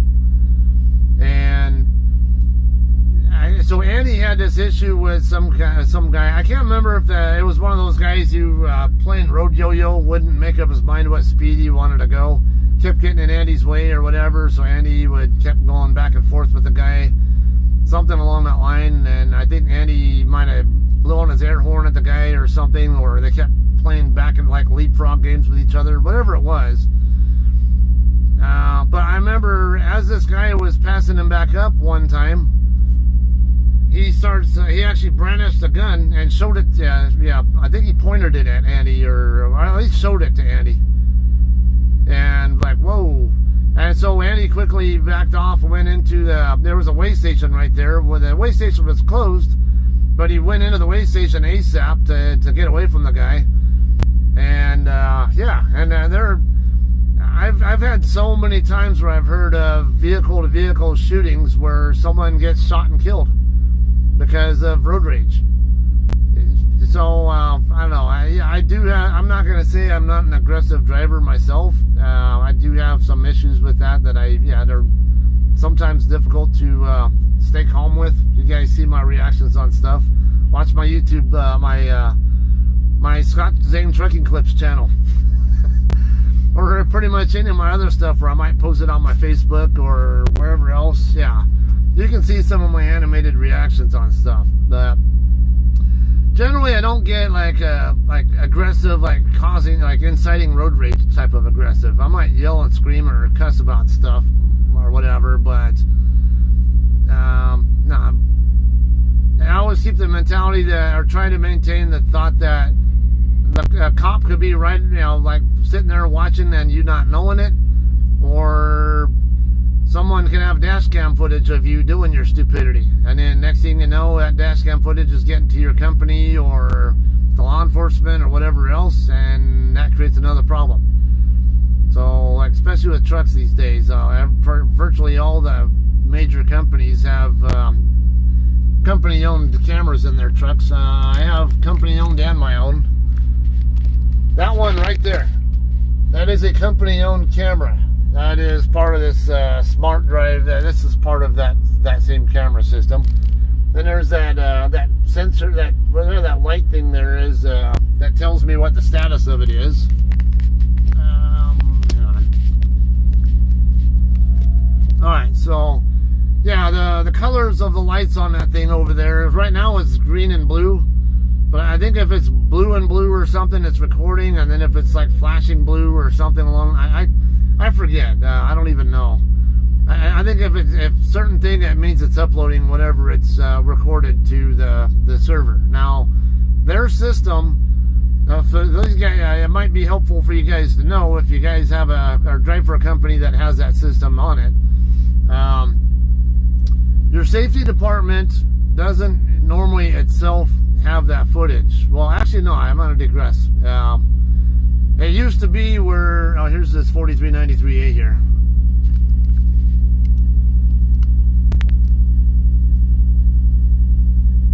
Yeah, he might be coming from Brian also. I swore I just saw him recently, and I think he might have been, I think he was the one who was coming into, what's he doing? Trying to blindside into his door? Why not do a U-turn setup? Or is he trying to set himself up to do a blindside U-turn into a standard sight side? I don't know. Let's watch. Now I'm curious. But alright, so anyway, that camera system, I know, because I remember our safety guy, John Mowry, telling me once about how that they didn't actually have access to whatever got recorded immediately. Usually I think they had to tell a monitoring company that they wanted to see, or actually a monitoring company looks at the footage first. And then if the monitoring company sees something on it that they think warrants attention of the company, the carrier's safety people, then they send it to them. But otherwise, yeah, if it's not something that automatically got sent by the monitoring company, then it used to be that the carrier would actually have to contact the monitoring company and pay a little extra money to have that information. So, yeah, see, that's what he did. He just went around and did a standard old U-turn so he could do a regular standard sight side setup. Because that's one of those cases where he doesn't know how to do a U-turn setup like what I did. And man, I kid you guys not, there's these U-turn into sight side setups are the easiest thing you can do beside a straight back, if you ask me. Is he coming out to open his doors or talk to me? We'll find out. Yeah, he's set at +10 also, so yeah, he's opening his doors. Yeah, he had to have just come from Brian, because he said at the same temp, and I swear he's the same guy I saw coming into Sanderson Farms at the same time I was leaving.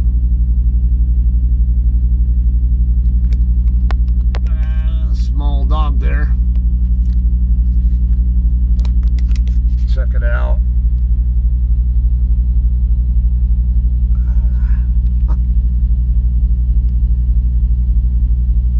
Shoot.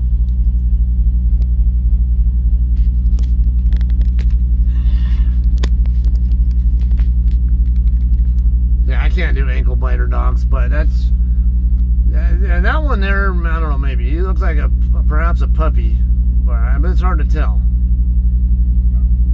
Oh, now he's pissed off at the guy next to me for something.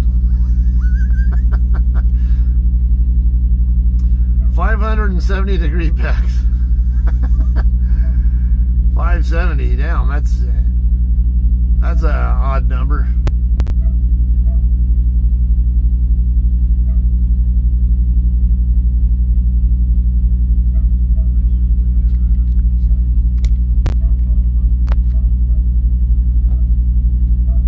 I'm up here in the mountains around Rain Springs. Oh, that guy again.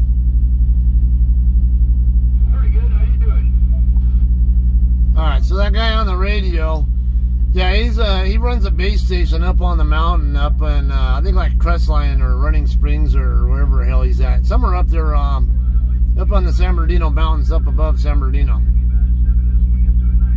Yeah, I hear him all the time when I'm here in the area.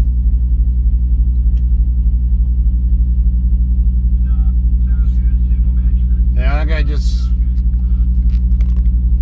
The guy in the door to my left just went back over to the office, probably done unloading. Meanwhile, they haven't even started to unload me yet. What else?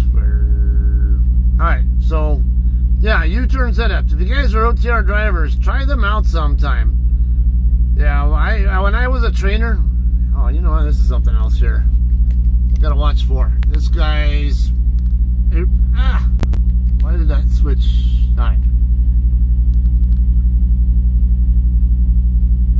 His hoses are dragging on his APU. That can actually get him a violation.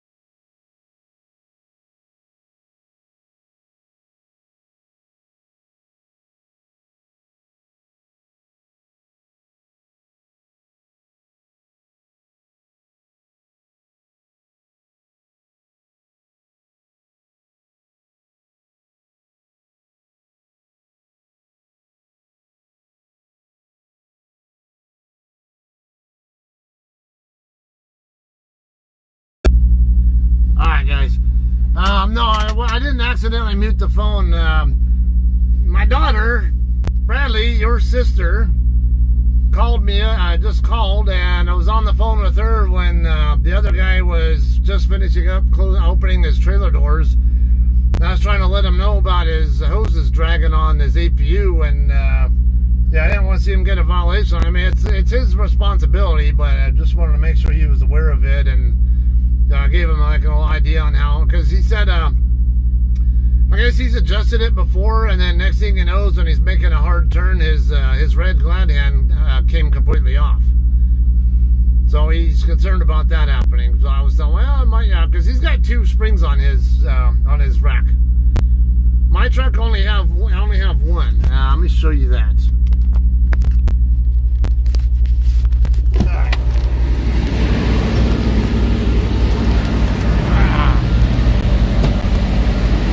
That's actually, I really should get a second one. See, I have only one spring there holding my hoses up. Mine doesn't drag though. And when I actually have had to adjust that, the position of that thing right there a couple of times. Now this guy here has only one as well, but it's very common. See, like, well, actually this guy over here, 2 doors over, has a double.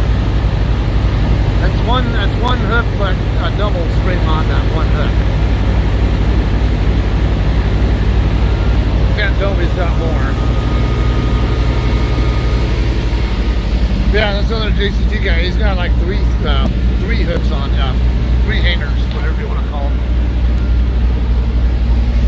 3 hangers. I couldn't tell if the third one was actually hooked up to his hoses or if it was something else, but I know for sure the 2 were, and normally, yeah. Normally I see 2 of them hooked up on most trucks. Why my truck came with only 1, I don't know. Maybe it's a Hirschbach thing or something. My sons have been,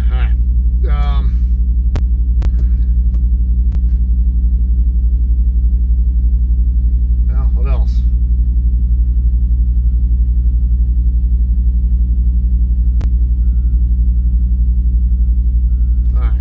Yeah, I'm just watching. He's in a straight back situation right now.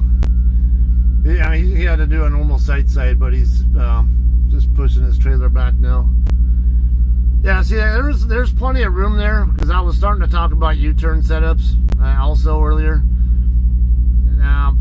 Very seldom do I see OTR drivers doing them. It's like rare when I actually watch an OTR driver, other than myself, do that type of setup. And I always think, like, why don't I ever see them doing it? It's not like I taught it, not like I figured it out or created it myself or invented it myself, whatever. I do it because I watch day cabbers and shack drivers do it. You know, I learned from watching them doing it, and I was like, well, maybe I can do the same thing. And then you just figure out the timing. And on my own U-turn setups, the timing is pretty much exactly like every other backing I do. It's as I'm approaching when my hood mirrors, because usually, obviously on a U-turn setup, I'm facing the blind side direction instead of the sight side direction when I'm starting out. When I get to the end of whatever's one spot past the spot I want, when my hood mirrors get to the opposite end of whatever's just past my desired spot, that's when I start my left turn. Then I just go into a straight up 180 U-turn.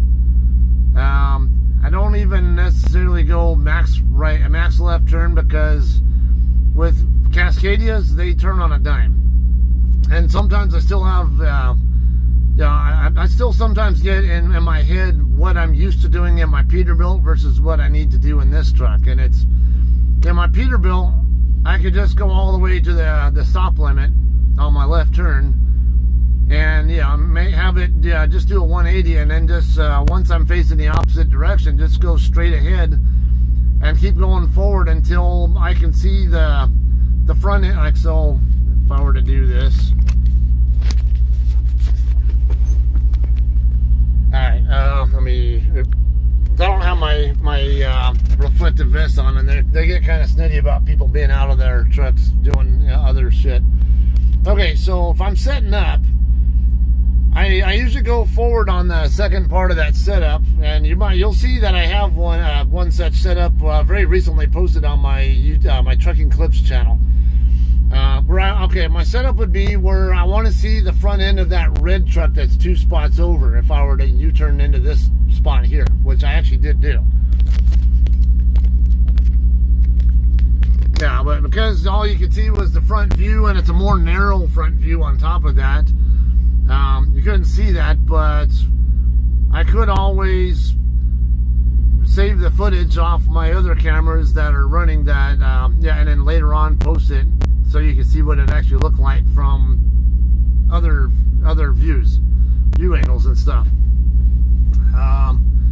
But yeah, I usually go straight going in that direction until my trailer's positioned where I can see the front end of that guy there, just enough to see the front end of that guy, and then right when I get to that point, stop. And then start backing up, and I would say medium to hard left turn. Yeah, it kind of depends on where my tandems are positioned too, though. If my tandems look like they're a little bit off to the side, then I'm going to take a much harder turn. I'm going to be right at the left max right away. But like this one here coming in, I was actually favoring the blind side when I ended the setup. My tandems were a little bit too far off to the blind side, so I went ahead and came straight back, I think just a tad. And then I started steering left. And then I started steering harder left because I wanted to make sure my tandems were going to make it back to the center of my spot first. And then once the tandems got centered in front of my spot, then I pulled forward to try to square up with the trailer then. Alright, William, my sons and then you can come over for the day. Going to be the first time you get here and get the kids and going back and forth with. Scotty, you might need to change out the red glad hand. Okay, I don't recognize this place. Yeah, so his glad hand, his hose, the connection on his red glad on the tractor side of it actually looked like it was brand new or pretty new. So I'm guessing he had a recent issue with that. I didn't pay too close attention to what the trailer side looked like, but then again, you never know. Even with our new H-Series trailers that don't even have much time on them, some of these those are getting damaged by drivers, or either by our own drivers or by shag drivers or whatever else. You never know. Or not the place I thought it was. Going headed to New Jersey for those you guys. Okay. Go meet up with Antonio. Anthony Griffel. Where the hell's he at today anyway? I haven't seen him on here. And I know he likes watching the live streams. Alright, but yeah, normally if I have a well-executed U-turn style setup, it's just... Yeah, this is with the tandems in a normal forward position, by the way. Hood mirror gets one spot past my desired spot, do a U-turn. And then when I'm going the exact opposite direction that I came from, when I see the truck 2 spots over, then stop and start coming right back. And normally if it's positioned just right, I can just do a pretty hard but not max left turn, and then just follow the trailer straight into the hole. And it'll line up just real nicely when all goes well. When I was a trainer, when there were opportunities for me to teach trainees how to do that, I always did it. And every time I had a trainee who had an opportunity to learn that, they freaking loved it. Yeah, they actually, I remember a couple of them where they ate up U-turn style U-turn setups into side so much that they would actually seek out spots just so they could do that. You know, if there was enough room to work with where they could do a U-turn, they would specifically target spots that they could do a U-turn in the side setup with, because they were so fun and easy to do. Yeah, even easier. They're even way. I think they're even easier than any normal side backing. Because side, you know, there's so much that can go wrong. Like you steer the wrong speed relative to the speed of the truck. You pick a target that's too far to the right or left across the lane from where where you should be, or something. Or depending on how wide it is, maybe you over rotate on the back part of the setup where you're off track on the tractor. Any of those things can screw up your setup. You know, it's all timing. You know, speed of your truck, how fast you steer relative to the speed of your truck, when you start your turn, when you start what turn, all these kind of little details can affect your setup on a regular side or blind side backing. But on a U-turn setup, yeah, you still have to some extent that same stuff there, but it's Now, in my opinion, there's more margin for error. Like if you do something just a little bit wrong on there, because you take out the element of, oh, I picked a target that's too far to the right or left. That's no longer a factor in there. Now it's just all the other timing stuff that usually tends to be a little more on the nominal side of impact. And maybe you're a little bit too much to the sight side or a little bit too much to the blind side, but it's most of the time still workable. And then it's just make backward adjustments based on what you see there. And like you saw in this one, I did a pull up, but and that was because I was set up too much to the blind side, but I still had an easy time getting my trailer squared up with the hole, at least. So yeah, if you're a trucker, if you've not done those before, give them a try. They are very easy to do. Yeah, it amazes me how often I see drivers like that other JCT driver there not do one when he has an opportunity to do one.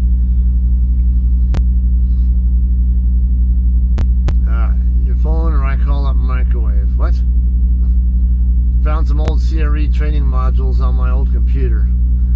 Damn. That's been a while. Is your phone is a microwave? What? What are you talking about, Bradley? So, those of you guys know, Galaxy World Key Savage is my son Bradley. Yeah, he's in Oklahoma, and I'm not sure you're talking about a microwave phone, huh?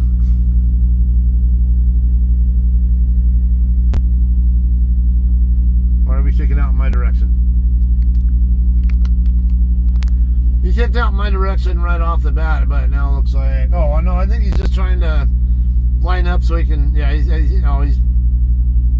he trying to reset to get back in there, or maybe he wasn't lined up properly with the door or something, or no, I think he's trying to get his doors closed or something.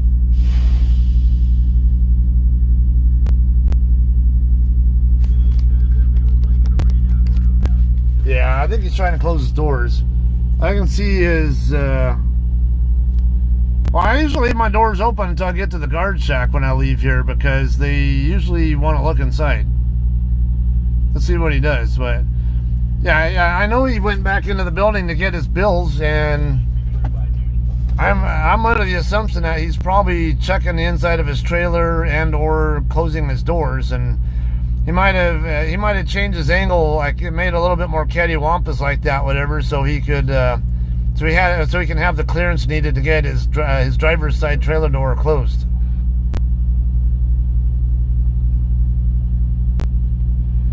PDFs back in 2010. Damn, that's been a long time. I was saying, it's been a while, because if I remember right, when I started driving, Scotty, you were with Swift still, or you're driving your own truck or something like that. Yeah, because I remember you had your own truck that you were running with at one point, and then I know you were with Swift, if I remember right, at some point, but I can't remember when you were doing what. This guy's walking around in his truck and his trailer, I think. I see some bouncing around going on his trailer, but yeah, I think he's walking around inside his trailer. Kind of wonder if he's sweeping it out or something. Maybe leave his mess in here for Ralph's to pick up or something. Now I'm curious.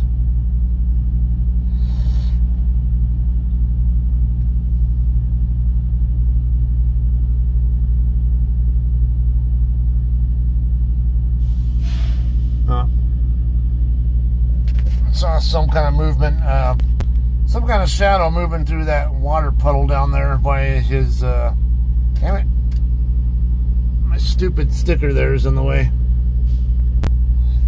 I think it was the truck that's on the other side of him moving forward or back or whatever it was.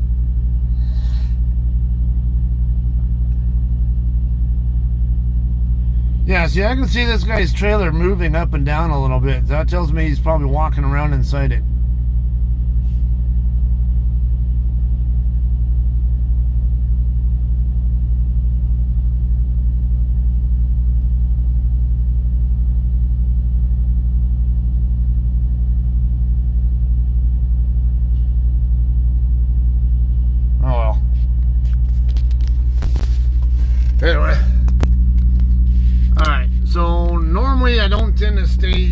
be here an extremely long time. However, last time I was here, I had a 1 a.m. appointment time and I didn't get out of here till 6 a.m. So yeah, this guy's back in his truck now. Yeah, his doors are still open too.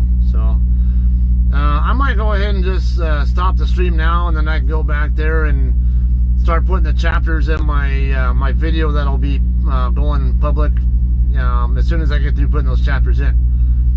Yeah, if they do take a little bit longer to get to me, then I can definitely have that done while I'm still sitting here in the dock door and have a video ready for you guys to watch. That'll be the pickup video. It'll be starting from the Loves in Hearne, or is that Hearne, Texas? I think that's what it's called. Hearne, something like that. It's just north of Bryan, Texas. Starts at the Loves there and ends up at the Sanderson Farms plant, picks up there and all that. And then on that one I talked about parking, makeshift parking and trip planning. I kind of talked about that in a previous and another recent video, but I went in a little more detail on that with my own personal situations there. So watch for that. Yeah, I'm gonna go ahead and kill this stream here. And that way I can get that video up there for you guys to watch. And actually I need to, let me turn off the side camera there, because the SD card on my side can only hold 5 hours or so of data. The other two can hold like 10 plus or somewhere around 10 hours, so I'm not so concerned about them. Alright, before I end though, here we'll look at what Scotty wrote. I was going to go with CRE, but they wanted $1,500 to train me. Wow. I had my CDL from a school, wasn't interested in paying more. Have a great day. Alright, so speaking of, before we go, since that brought that up, so some of you guys might be interested in this as well. Because I always wonder, I don't know, I know some of you guys are just, there are other fellow truckers like Scotty who already know this kind of stuff, or maybe a cat mom, or some of you others who don't drive for a living and probably never will. But I'm going to say this assuming that some people watching might either be new drivers or might be thinking about getting their CDL, and any kind of information can help. So on that line with what Scotty wrote, I got my CDL through Sierra England. And yes, I knew all about their reputation, their bad reputation that they had. I didn't really care about it. So when I was looking at getting my CDL, one of my friends from school, who I've known since kindergarten, he was also a driver. Oh, my light just turned red. So I think whoever was unloading this guy in the door next to me is probably the same one unloading me. That's probably why there was a delay. Alright, so anyway, I was talking to him. He was at he was driving for JB Hunt out of Victorville, right down the street from where I started this video from. There's a Goodyear tire facility there that JB Hunt runs dedicated out of, and actually Western Flyer Express drivers are over there all the time doing pickup and deliveries at that same place. Anyway,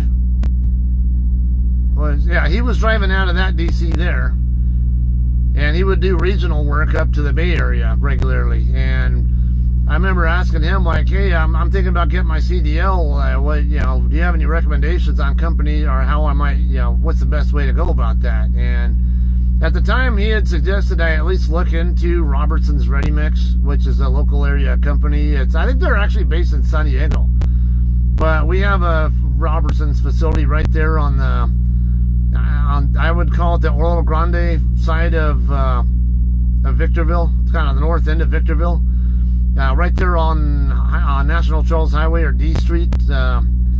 There's this. So highways, Route 66, National Charles Highway as we call it, or D Street. All of that are one and the same, as you might call it. That will go up into a town called Oro Grande. Or, well, most people in the area, because everybody's all who's not Hispanic, not Spanish speaker, we'll call it Oro Grande, but it's Oro Grande. And then you keep going north, about 15 miles north of Victorville, you end up in this town called Hellendale. Go another 15 or so miles north of Hellendale, and you actually end up on Main Street in Barstow. All right, well, anyway, right there, not too far north of, or kind of in between Victorville and Oto Grande, there is a Robertson's facility over there. And Robertson's, they had a CDL program. Actually, I think they still do. They have a CDL program for both Class B and Class A drivers. But, yeah, from my recall, the Class B drivers will actually get paid more than the Class A's when you actually have your license. I'm like, why? That doesn't make any sense. Okay, because a Class A driver can drive Class A or B equipment, but a Class B driver can only drive Class B equipment. Why would a Class B only driver make more money than a Class A driver then? That blows my mind. And then on top of that, Robertson's, their Class A drivers, pretty much all they pull are those double hoppers. I don't want to pull doubles. I want to pull a 53-foot trailer. And on top of that, they had a 2-year contract.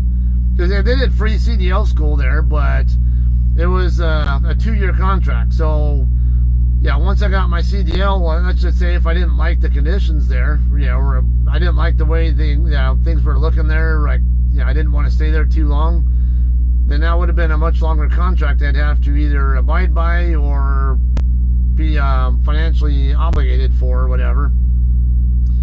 So I was like, hey, I'm not so keen on that. I don't want to pull double hoppers anyway. I wanted to do 53-foot reefer trailers specifically because, you guys know how I have interest in investing and economics and stuff. So, and reefer industry is the most stable out of all the parts of the trucking industry, I would say. Everybody needs their food no matter what. It's just, are they getting it from a restaurant or are they getting it from a grocery store? That's really the only difference. People have to eat. People are not going to spend their money on discretionary stuff if they don't have money to spend on discretionary stuff. But they will spend the money that they do have on food, for sure. So this part of the industry is, I would say, the most stable. It's not so feast or famine. Like if you do flatbed freight, it's like feast or...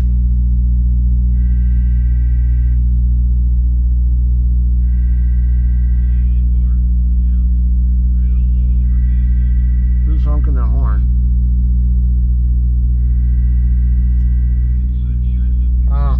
Someone's honking their air horn. Anyway, yeah, flatbed is, Scotty will know that too. He's got some flatbed experience. But they got more, they can be more feast or famine with the freight. When it's really good, the freight rates on, especially if you're doing the spot market on flatbed, it can get really high.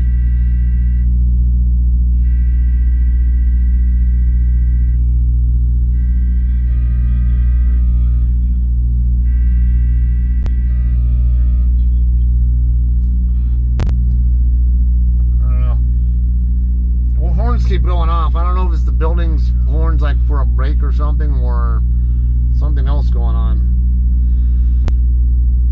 Alright, so yeah, flatbed though, they rely heavily on farming, construction, and military. Watch any flatbedder. What are they hauling? A lot of times, look at what Scotty, when he was doing his flatbed work out with that company right there at Stockton. He was always going up to like the Reno area or down to Fresno, and it was always construction related stuff, wasn't it, Scotty?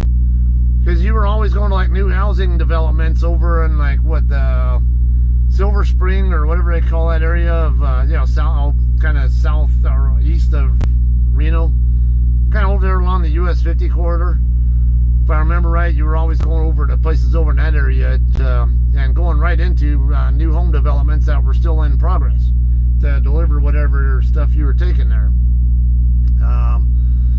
So yeah, that's an example. Construction. Well, when construction slows down, like what happened with this hyperinflation we had not long ago, companies stopped buying a lot of their supplies as much as they could, because like, why would I want to buy these rapidly growing prices here if I can wait and perhaps buy it at a lower price or something? Well, actually, a kind of twofold thing there.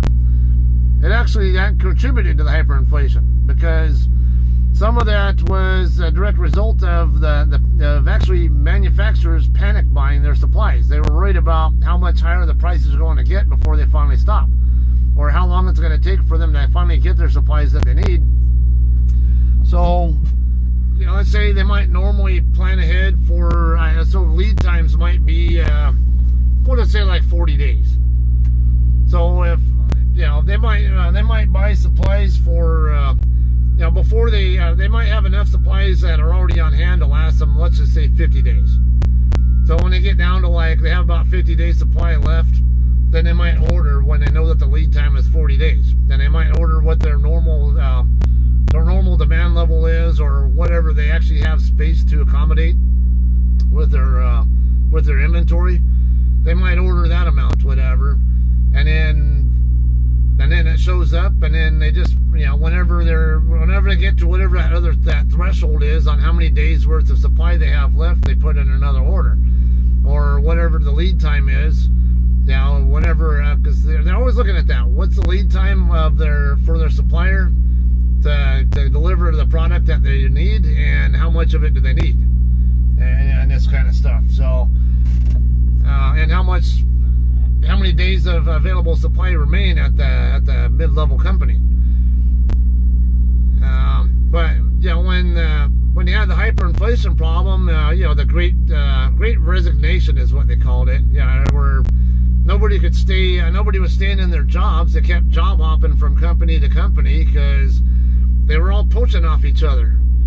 Hey, if you leave them and come to us, we'll pay you more, give you better benefits and all that, because we can afford to do it anyway, and we need help.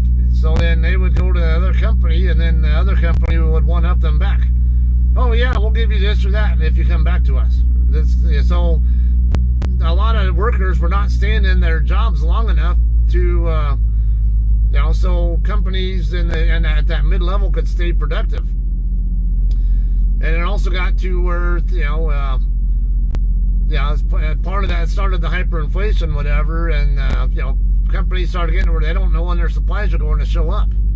The lead times kept going up and up and up, longer and longer, so those mid-level companies started relying more on ordering more and more product, whatever they could handle, and they actually got to amount of what they actually called it panic buying. Kind of like when COVID, the pandemic started, and a lot of people remember when everyone was panic buying toilet paper and milk and I think meats and stuff because they weren't sure when they could actually leave their homes and stuff. It's kind of that same thing going on, but at the business level instead of the consumer level.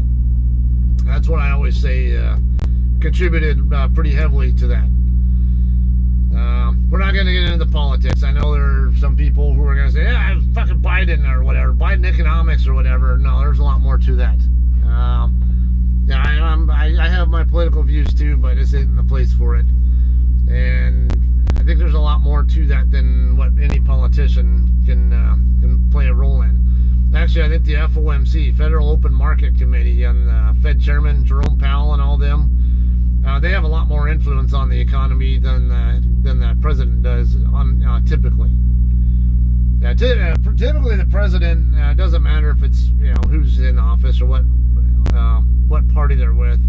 Normally they tend to get more involved with economics with some kind of emergency action needs to be taken or something, or if they have a general direction that they're wanting things to go in more or something.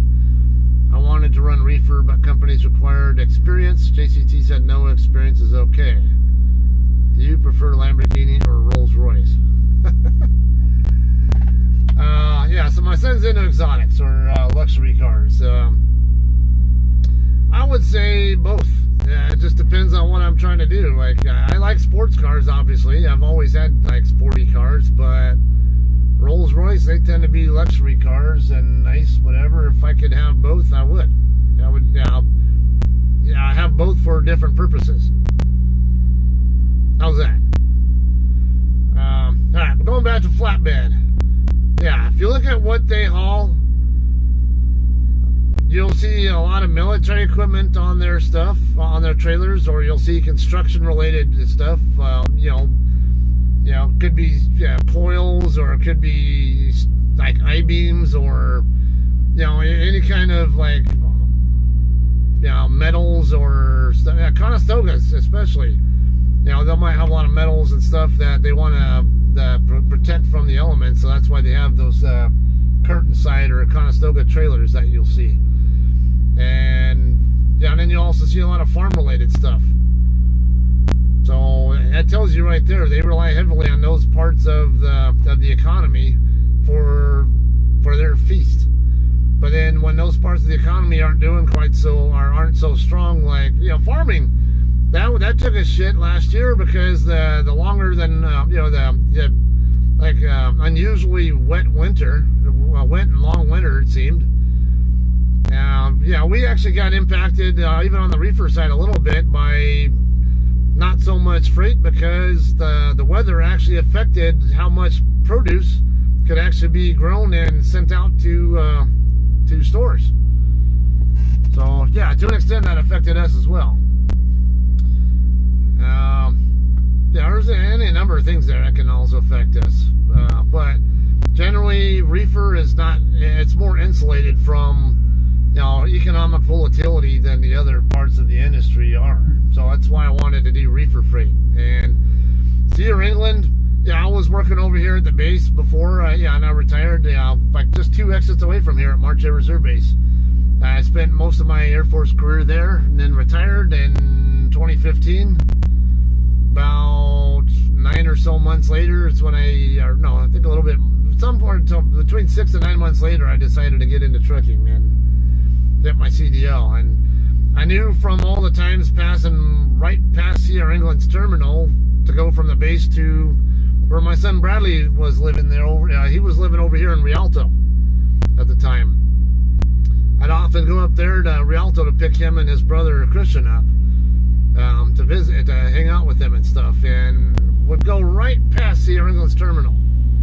So I knew where they were at, and they were also advertising free CDL training, but then their terms were 9-month commitment if you're anybody, or only a 6-month commitment if you're a veteran. And like, well, I'm a veteran, so guess what? That means I only have to be with them for 6 months if in order to honor my contract. And it turned out if I can at least just do the 6 months, if I don't like it there, then I can leave. And there was a point there where I was on the verge of leaving them about in between the 4 to 6 month range because they kept screwing up my pay. I was right at 4 months. I ended up doing the train-the-trainer class. And I became what you call an advanced lead, which is basically, it's a glorified lead driver. You don't even have trainees yet. It's more like, it just gives you an extra 2 cents a mile in pay, and then you have the capability of being a trainer once you hit 6 months of experience. So 4 months of experience, I did the class. So I ended up getting the extra 2 cents per mile in pay out of that. But every time I'd get my paychecks, they had my pay all screwed up. It was supposed to be, I think, okay, so when I started, and this was team pay, by the way, so it's going to sound like it's shitty pay anyway, but it's going to sound especially shitty only because it's team pay for all, alright, so 14 cents a mile is what, like, basically second seaters would get paid. But that's for all of the truck's miles. So if you're running 5,000, 6,000 miles a week, somewhere in that ball, like 5,000 plus miles a week, 14 cents a mile, that was what, $900? So is that, I think it's, no, 700. So it's shitty pay. $700 a week.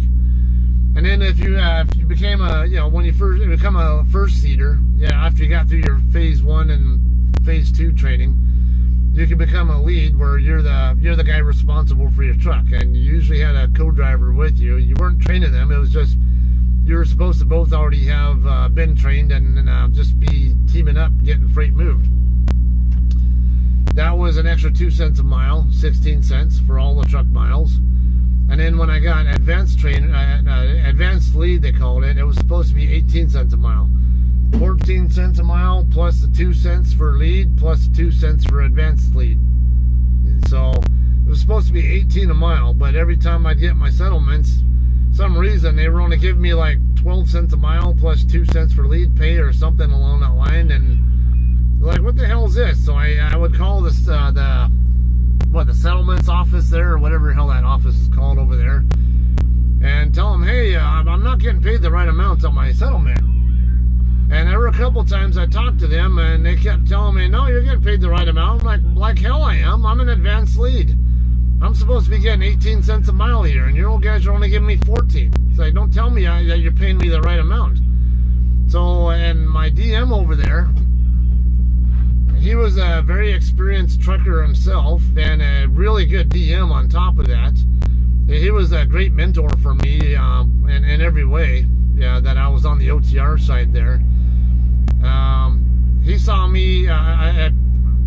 Actually, there was a point I had actually looked at going over to Pride.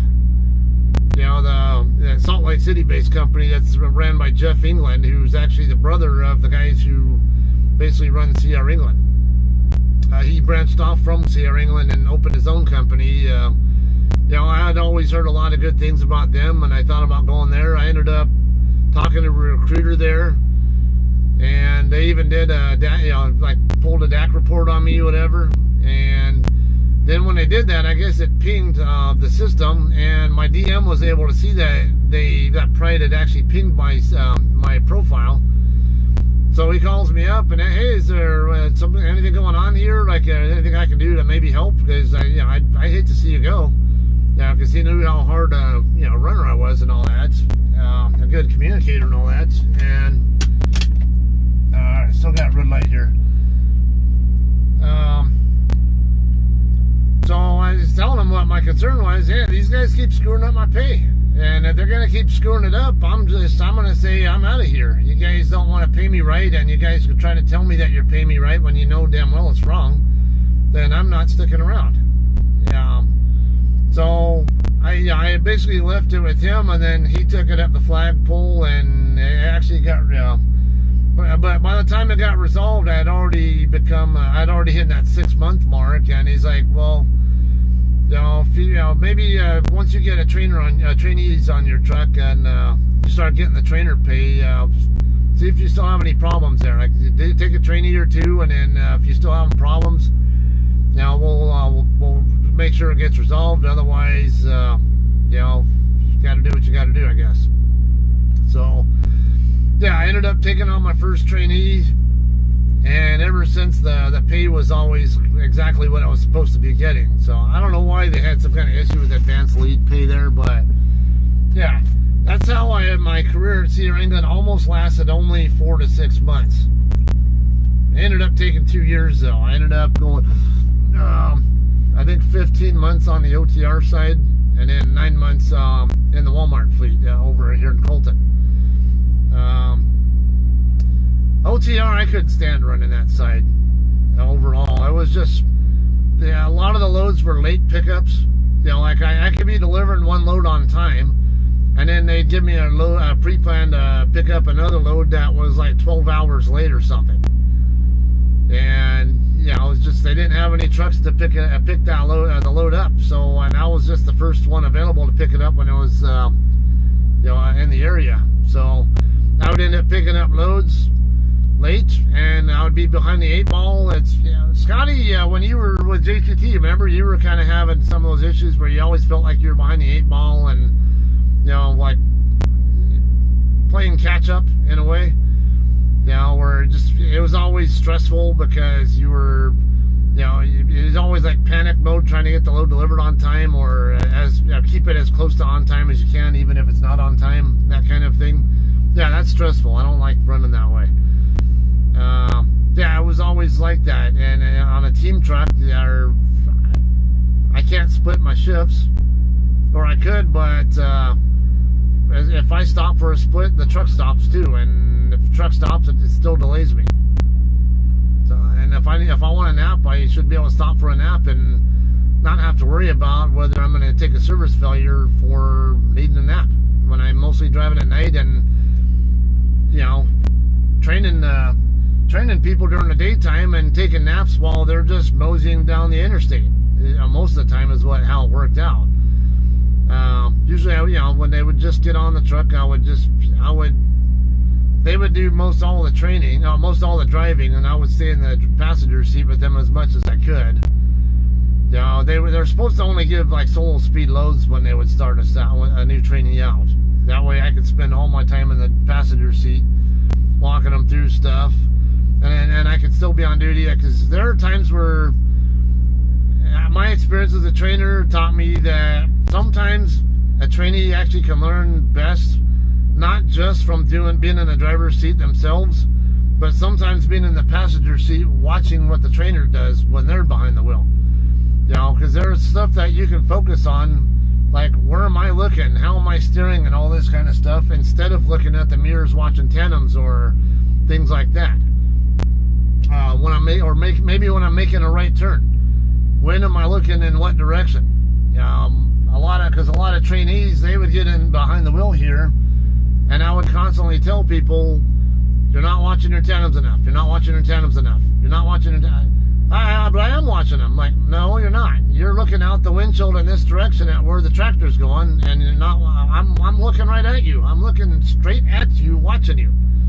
Or even if I'm not looking at you, I have my face in a position where I can watch what your head's doing with my peripheral vision. And if you're making a right turn and I don't see your head turning in that direction, you're not looking over there. Even if I'm not literally looking right at you, I can tell that your head's not turning. And if your head's not turning, I know damn well you're not looking in that mirror. Because I can kind of see if there's an object there, but I can't see where. If I'm looking at you right now, I'm looking over at my mirror now. I can see the mirror. I can see that this guy's trailer's in the side of it, but I can't see where I'm at in relation to it. I have no depth perception or distance or whatever to tell me how close I am to this guy's trailer next to me. So, and I caught on to most of the time these drivers were looking up ahead to make sure they're pointing the tractor, keeping it where about they thought it should be, without any thought of where the tandems were at. I remember I had one particular trainee, a guy from Rochester, New York, and he was in his 30s, I remember, and he actually prided himself on how he'd never been in an accident before in all his years of driving. 20-ish years of driving a regular car, which is great. I never had an accident before either, but this one day he's driving. We're stopping in at the what do they call it? Cefco or whatever. It used to be Cefco or CNEX or whatever the hell the place is called in Green River, Utah, off of I-70. It's the same place that it's now Love's. Love's bottom out. It used to be Cefco back then, though, or I think it was Cefco or one of those C companies. I always get them all mixed up. CNEX, Cefco, something else. I don't know. Maybe someone else might remember that, but we're in that lot. Now, if you look on that lot maybe on the satellite view, even out with it being Love's, it's still set up kind of the same way that it was when it was, we'll just call it CNEX. I don't know. I can't remember the company name it was. But just to the west side of the building, you have a big ass long row of, it was a dirt lot back then. And there was a big ass long row of trucks that would park facing toward the east or toward the building, and it was like all pull through parking. So we come in from the north side of the lot, and then we're driving around the back side of all these trucks that are facing out the building, and then he was going to park right next to the guy on the far south end of that pull through row. We're a little bit closer to all these trailers than I was comfortable with already. And then as we're coming up on this guy's trailer on the end, I see him starting to steer left a bit, and I'm like, starting to get worried here. Yeah, he wasn't steering far enough to the left where I was really super worried yet, but I was definitely on the alert. Like is this guy about to make a bad mistake here, or is he just giving me an impression that that I'm more worried about than I really need to be?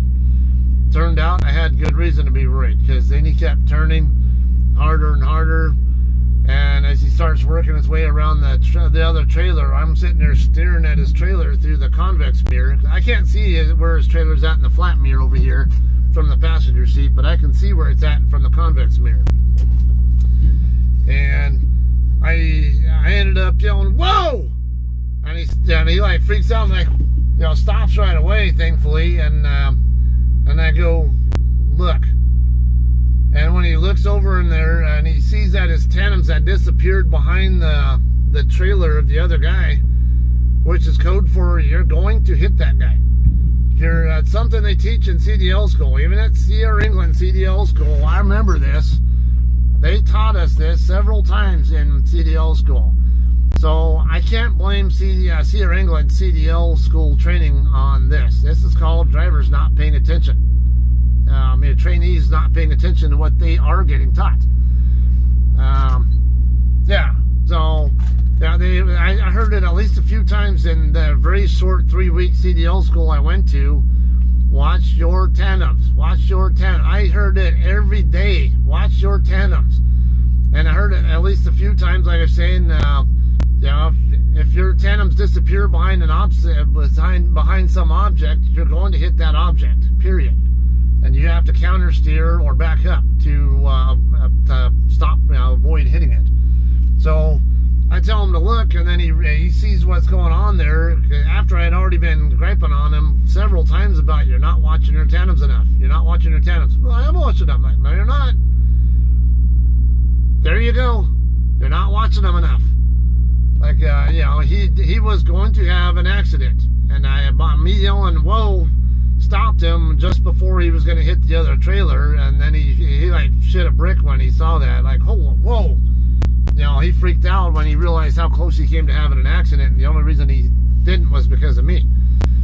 And ever since that though, never had another problem with that same guy. He was like really paranoid about, like, that got the message through to him. You're not watching your tandems enough. I want your ass looking in that mirror when you're making a turn. Let your peripheral vision worry about where the tractor's going. You don't need your tunnel vision looking at where the tractor's going. You need your peripheral vision looking over here. Look in the mirror. Watch some of my own videos, where I have I have my interior camera. You can see exactly what I'm doing in my turns. There are times where, I'll be looking up ahead, but I also know that I have the space. I have experience and know the space, and even then, I'm still constantly looking back over there, even if I know I have the space. Because even if I know I have the space and I'm safe, I'm a perfectionist. I want them tandems to track perfectly around that corner. Not just, good enough to get the job done. If they're not tracking perfectly, then I could be doing something better than what I'm already doing. And if I'm if you have that, just good enough to get the job done thing, you're never going to be any good. It's good enough to get the job done. Try that with backings. Guys who have that mentality, good enough to get the job done. As long as you get it in there safely and don't hit anything, that's all that matters. For the most part, but why would you want to take 15-20 minutes trying to get into a dock door or a spot that you can get into in less than 5 minutes if you have better backing skills and still get in there safely? Even if you're going, you watch a lot of my backings there, they don't take more than 1 or 2 minutes tops, and I'm already setting the brakes. That's how quickly you can get into a spot if you have good, and it's not just skills, it's fundamentals. People sometimes talk about my backing skills, but really there is absolutely nothing whatsoever I can make this truck do that nobody else can do.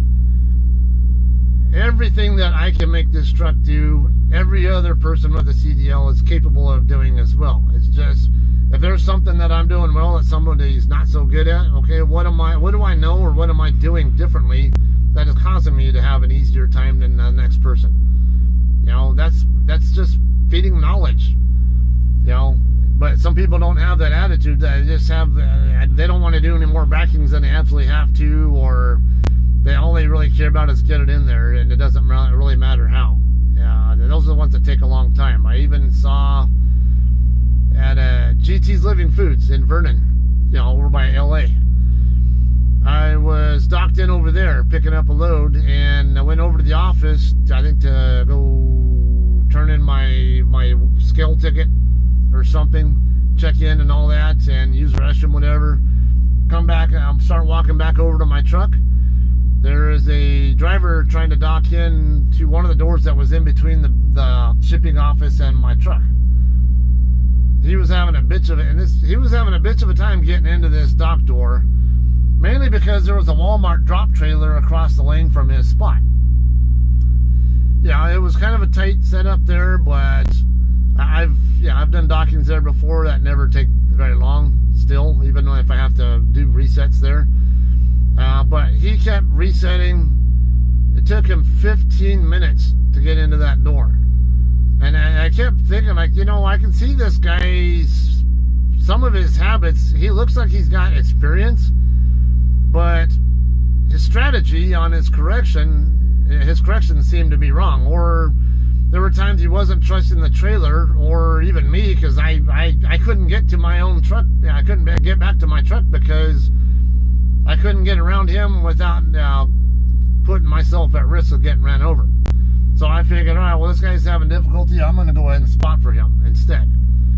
So I do what I can. I stand over on this guy's blind side and behind his tractor where he can see me in his mirror, and I can see his blind side corner. I'm out in the middle of the lane, and I kept trying to give him signals, but he wasn't following. Like, even when he had room to come in to keep pushing the trailer back into his spot, and I kept thumb upping him on whatever several times he'd pull forward to reset because he didn't trust what my signals were.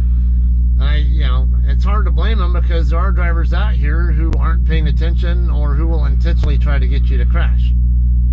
And so they can become YouTube famous or Facebook famous or whatever, TikTok famous, whatever the hell they're trying to do. That is a thing, unfortunately, and people like that have no business being in the industry if they do that. But yeah, me, I mean, come on, he doesn't know this, but I'm a retired aircraft mechanic in the Air Force. Yeah, how many tow jobs I was involved in where I was either the guy operating the tow vehicle or I was a wing walker, and they don't take kindly if you strike a wingtip on something or even on a stand that is in the area or something that's, there's a lot that can go wrong when you're towing an airplane, and they take they go a little harder on you there too if you have that kind of a fuck up there. All right, Bradley, we'll see you later. So I know exactly where I'm supposed to be positioned. I know exactly what kind of signals I should be giving and all that, and I positioned myself and gave the kind of signals that should have been okay for this guy. And I was always looking toward the guy's trailer, and but yeah, obviously he wasn't taking the bait there with trusting me when I was giving him a thumb up. Keep going, keep coming back. He kept pulling forward and resetting, and I was watching his reset strategy, and it wasn't working. He was doing the wrong kind of resets, but I could tell he knew what he was trying to do. I knew he had skills with the backings, but his strategy was off. And the result was his resets was not resulting in an effective reset where the trailer could get in there easier than it was already doing. So yeah, it took him a good 15 minutes before he finally got into the door. And then someone else from his same company had come out from his truck. He was also docked in. He's out there talking to me by the time this guy's in. We're just chit-chatting, and then while we're chit-chatting, the guy who had the 15-minute docking comes up and starts talking to us too, because the other guy from his company was there, of course, and we get to chit-chatting, and it turns out this guy was a 4 million miler. Or no, this guy, I think he had more. He just said he quit counting at 4 million miles. And he didn't sound like he was a bullshitter type. And I could tell from his habits that he was not a rookie at backing. He was just bad strategy. That was it. Certain little habits that he had, though, I could tell that he knew what he was doing with backing. He's just bad strategy caused bad setups, and not going or not trusting me that he was okay to get in there caused him to take a lot longer to get in the spot. So yeah, better setups. Yeah, if you have to pull forward because you don't like your setup, okay, what did you do? What caused that to not be right? What can you do to make it better? Don't tell me you're going to blindside into this spot here, dude. I hope not. So then, or no, it's not. No, it's not the guy who just vacated the door next to me. No, because the other guy pulled out empty and turned in the other direction. This guy, he's got a load in his trailer, and he's kind of started kicking out like he was going to set up to blindside into the spot next to me, and yeah, now he ended up going all the way past. I bet you he's going to turn around and set up to sight side into this spot, or one of these doors next to me, I bet you. All right. Yeah, if you want to be a real professional, always think, what can I do to do this better? You know, how can I improve my process in some way? You know, it doesn't matter if you got 10 months of experience or 10 years experience or 10 decades. There's always something new you can learn. You know, it's a lifelong learning process is what I call it. And but a lot of drivers here with egos, they like to have this mentality that, oh yeah, I've got 20 years of experience now. I know everything there is to know about trucking, and they'll act like someone with like 6 months of experience can't possibly teach them anything they don't already know. Like, I beg to differ.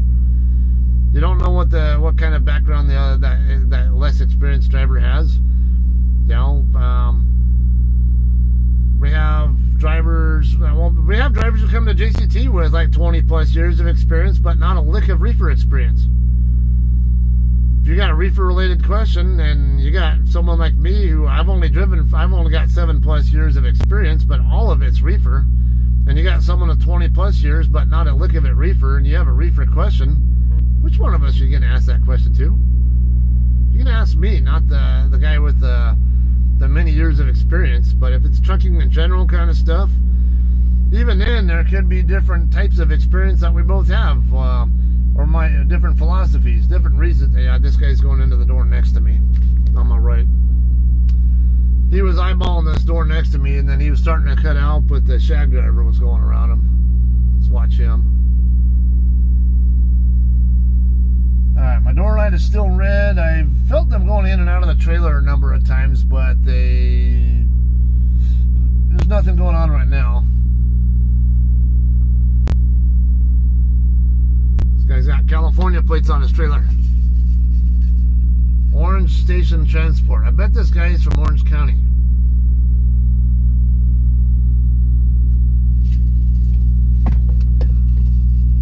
I'm going to look up this guy's U.S. dot number when he gets parked, because if it's not on the side of his door telling where his company's from, I'm just curious. No, I don't see company info on the side of on his door. Yeah, he's fine here. He's going to clear me, no problem. And I'm pretty certain he's going to clear the guy on the other side too.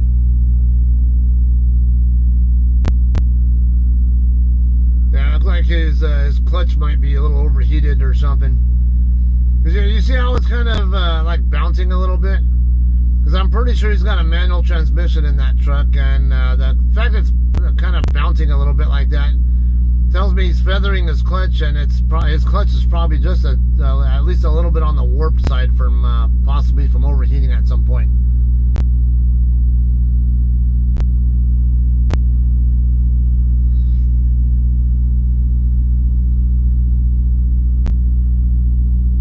What do we have for US dots?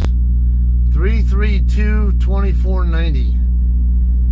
332-2490. Let's look that one up. US dot 332-2490. Company snapshot. Victor Manuel Martinez.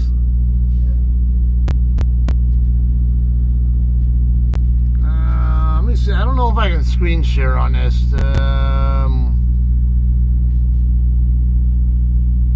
What's that one? Nope. I don't know if I can screen share here. Let me see here.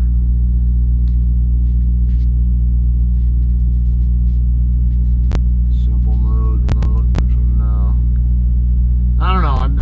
want to say there's a screen share feature on here, but I could be wrong. This Clark Transportation lady's getting ready to dock in next to me now also. Okay, so I'm not going to be able to show you guys, but if you follow along, like I can see this guy here who just got out of his truck. The company name is, the legal name is Victor Manuel Martinez, doing business as Orange Station Transport. Got a physical address of 9597 53rd Street in Jurupa Valley. Not Jurupa Valley, guys. It's Jurupa Valley. That's a Spanish word. The J's don't get pronounced like J's, and they get pronounced like H's in Mexican Spanish dialect.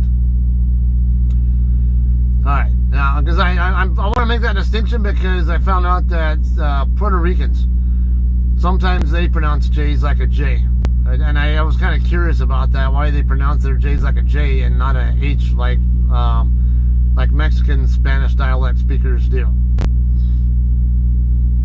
All right, it's got 3 power units, 3 drivers.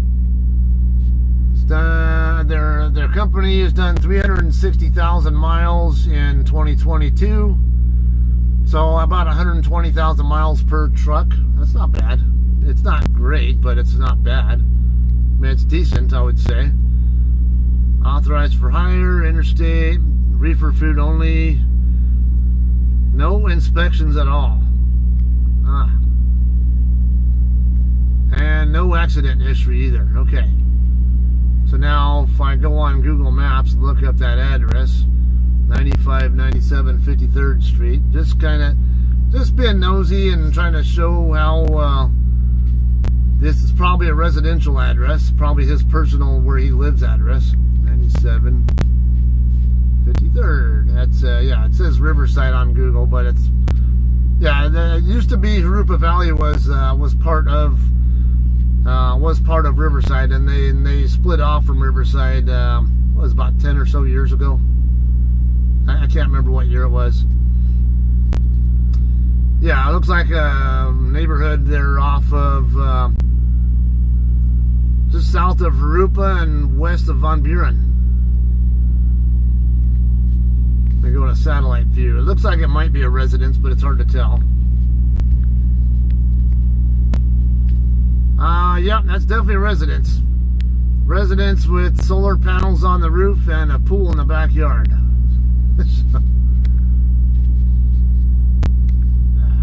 Come on, close.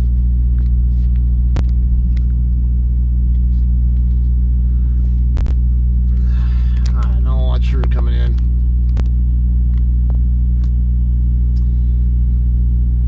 Alright, so yeah, there was another example. This guy is probably an owner. Well, they got 3 trucks, so he might be driving for the owner of the company, or he might be the owner himself. I don't know. But whoever the owner is has three power units running, and their company address is their personal residential address. So again, don't piss off. If you're an owner-op, don't piss off drivers, other drivers, and it can be cars or truckers. Anybody, any Tom, Dick, or Harry on the internet can look your company up if they know what they're looking for and go on a public website and get your personal address and your phone number too. Because there was a 909 area code phone number right there on their thing. I could have called that guy, and yeah, I could probably sit there and call him and watch him answer his phone right in front of me and sit there and laugh. I see you.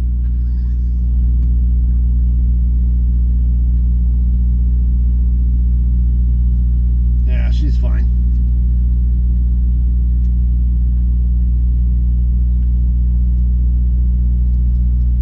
You got tons of space here docking into door 16.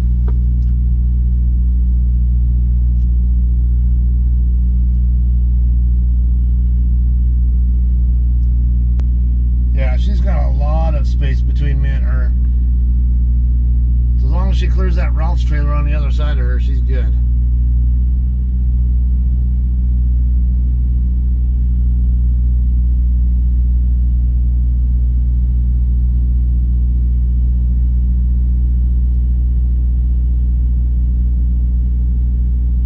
She backs in slow. Her tandems aren't far enough over either. She's not letting them Okay, she's not letting her tandems get... Her tandems need to be all the way over where that white line is at. And see how she's already squaring up with her trailer? She didn't give her tandems a chance to get over where they need to before she met up with the trailer. Now she's having to do a pull forward because of that. And she was already in a position where she could see down both sides of her trailer, and she could see that her tandems weren't centered in the spot. So that was one of those, I don't know why she squared the trailer up with the hole so soon when she should have easily been able to see that her tandems were nowhere near the center of the spot yet.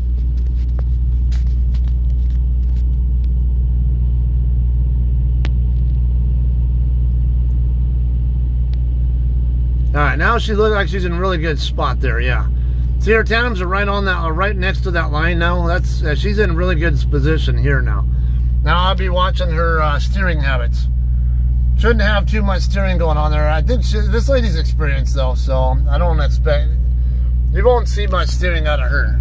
And I'm not seeing it already. So I won't go ahead and call that one a day there, but... yeah, that's something else I see a lot of though. New drivers, man, they go like max steer one way, max steer the other way, max steer the other way, max steer, and then they're constantly chasing and causing the trailer to overreact, and then they, so that's another thing. If you're a newer driver, quit steering so much. Let the trailer do more of the work for you. Yeah, a lot of the time, if you're backing up and that trailer's off tracking, a lot of that trailer, the trailer can do a lot of its work on its own without even any kind of help from you. I usually say just use varying amounts of left steering input as you're on your way in to control the way the trailer's rotating in. But and I usually say if you have to steer right to get it to go in there, that to control it, you've already done something wrong. Hey, what's up, Lisa? Alright, so for Lisa and anybody else who might have just tuned in, we are docked in at the Ralph's in Riverside, California. I've already been in the dock door. Let's see, it's 7:51 local time now. Had a 6 a.m. appointment. Got here about, I think I checked into the office at 5:40. So we've been in the door here for over 2 hours now. I know they've been going in and out of my trailer to an extent. I haven't felt any activity in at least the last probably 20 minutes though. I don't think. What did I just feel?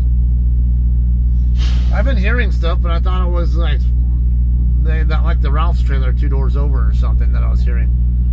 I'm not really feeling my truck bouncing up and down like anybody's going in it though. So they may or may not be done unloading me. I don't know.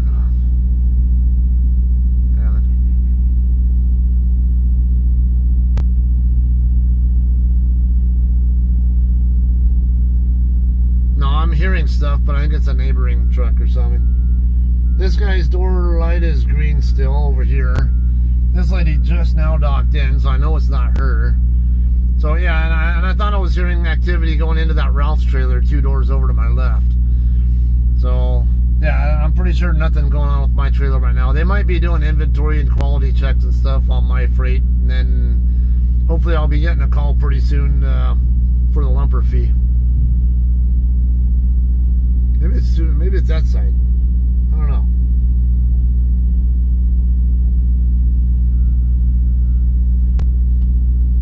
What's this? Why am I seeing a red flashing light over here off the side of this guy though? Okay, so this guy's door light is green. Oh, hey Jim. Me. So if you see this guy's door light is green there, you can see in the mirror there. That's his door light right there. But there's a red light right there reflected off the side of his truck. And that's a, oh no, I see what it is. It's that light right there on the bottom of his mirror. It took me a second to figure out what the hell am I seeing there.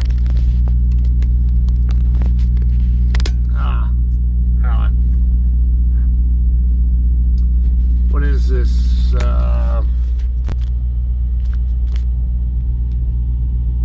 It's not like a border collie or whatever. So what do they call those things? I can't remember.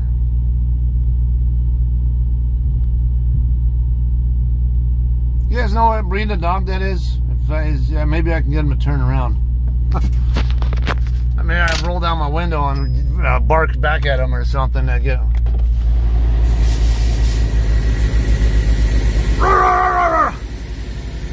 Come on, turn around.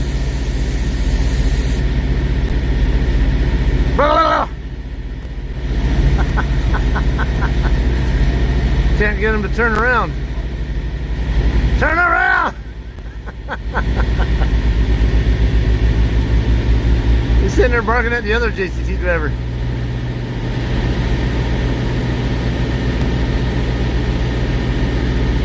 There you go. Now you're barking. Come here, bark at me. Nah, you don't even care about me. Damn dog. Turned around and looked at me like in my direction just for like a second, and then turns back the other way. And yeah, because his mommy went that direction. Wants to watch that way. All right, 139 to go. 259 remaining on 70. Wow. Ooh, that's, yeah, you're gonna be down to less than an hour left on your 70 by the time you get stopped. Then. Where are you at anyway? Are you in? You're not in Oregon, I hope. Because that amount of time on your 70, man, you're going to have like practically nothing left by the time you stop. No, that's not a German Shepherd. Definitely not. Definitely a smaller dog.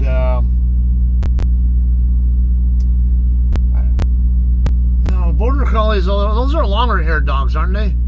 This is a shorter haired dog, but it's got one of those like salt and pepper type of colors to it. I've seen the breed, I just can't remember what it's called.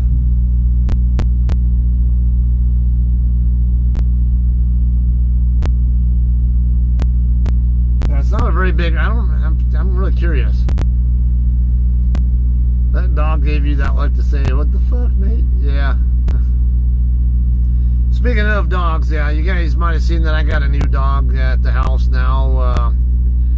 The female, she was listed by the animal shelter as a Siberian Husky mix.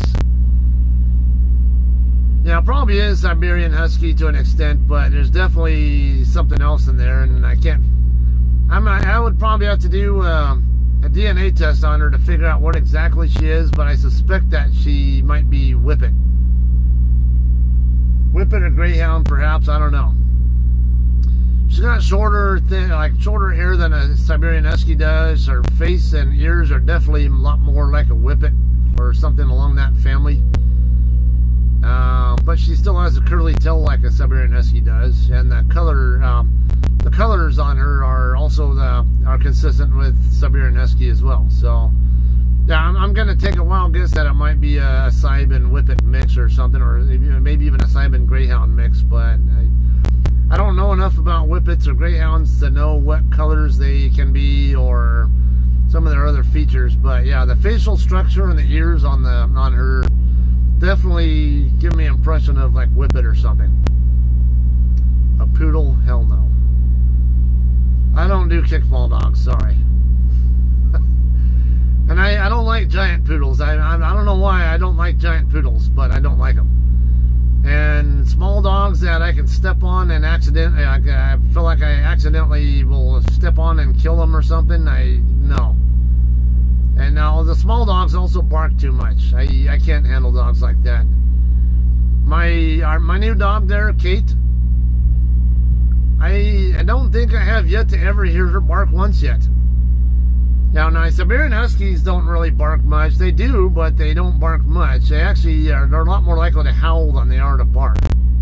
Yeah, they'll bark when they get excited. I used to have a bunch of Siberian Huskies, but yeah, her, I think so. Since we've had her, I can't say for sure that I've ever heard her bark even one time. And then our other dog, Asher, he barks, but not much. Most of the time, he's like freaking quiet as a mouse, and I love it. Yeah, especially Asher, man. That dog is so smart too. The small dogs which you can stuff in your back pocket, yes. Or the ones like like in that movie Legally Blonde or whatever it is, or what is that movie where I think it's one of those Reese Witherspoon movies where it's probably that, or where where she's got this little dog that like a fucking Yorkshire Terrier or some little Chihuahua or whatever the hell that damn thing is. Tiny little ankle biters, we call them. Yeah, I can't do those. They all bark too much, and I get I already get concerned about stepping on Kate because she has a bad habit of sitting in the way or getting in the way and wanting to jump up on me and stuff. She hasn't quite learned some of the mannerisms yet. She's still young, barely over a year old. I just got her last month, and the pound had her listed as 1 year and 1 month. So yeah, she's barely over a year old. She still chews on a lot of stuff, so we got to still work on curing her of that. Seems like we already got her potty trained up, so that was pretty fast. She had a bit of a habit of pissing and shitting in the house at times, but yeah, while I was out on the road some point in time, I don't know if it was from Asher going in the backyard to do his business, or everybody in the house when I'm out on the road kind of teaching her to go in the backyard for that. So yeah, we really don't have any problems with her doing that anymore. But yeah, she still has like young dog behavioral issues that need to get worked with. But and I know with a medium or larger sized dog, when they have a habit of jumping up on you uninvited, because I'm all for them doing it if I invite them to do it. I still have a few of Kate's hairs here on my shirt. But I have a rule: don't jump. Oh, they're coming in and out of my trailer again now. I have a rule: don't jump up on me unless I invite you to jump up on me. Like, I might be busy trying to have my arms full of backpack or groceries or laundry bag or whoever knows what else. I don't want dogs jumping up on me when I'm not in a position to give them love back or whatever, and I just want to get my things out of my hands, and that's it.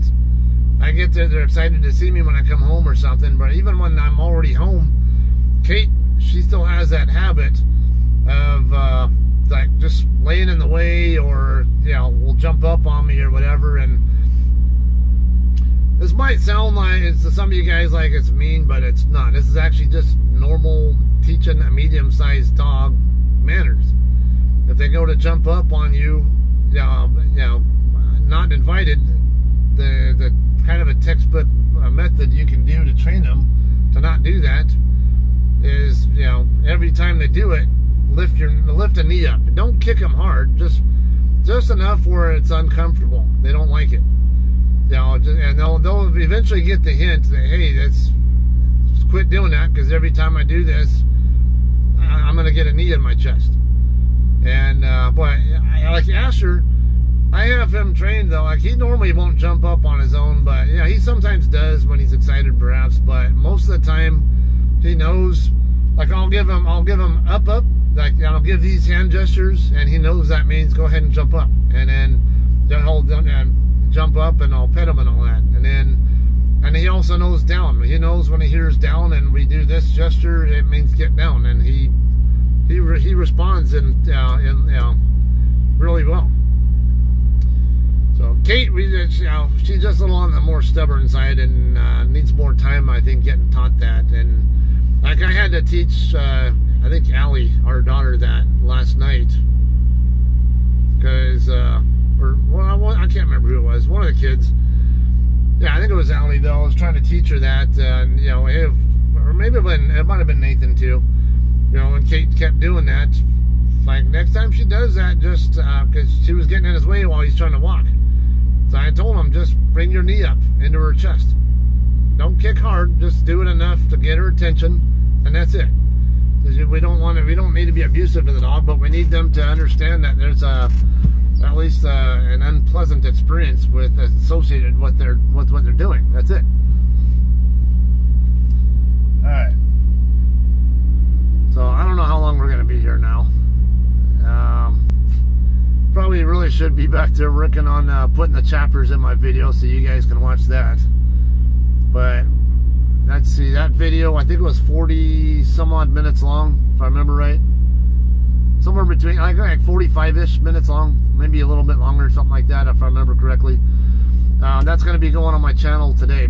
It's already uploaded to my channel. I just got to put the chapters in the description, and then it'll be ready for you guys to watch. I think this is going to be done by then, though.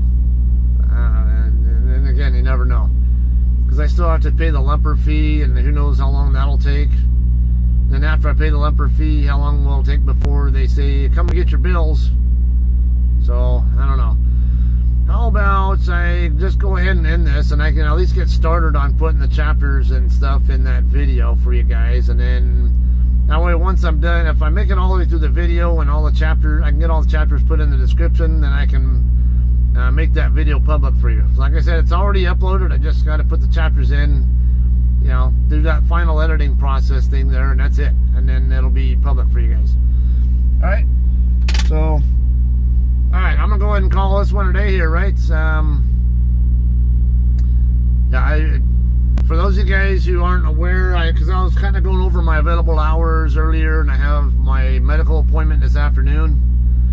I will probably not be reloading till tomorrow, but I can't guarantee that. I did tell them I prefer to not reload until tomorrow, because otherwise I'm not going to get any rest. I'm going to have like a super long day if I go home and then end up coming back down to like Colton to pick up a reload. And my recaps, I'm not sure, are adequate for Colton pre-plan anyway.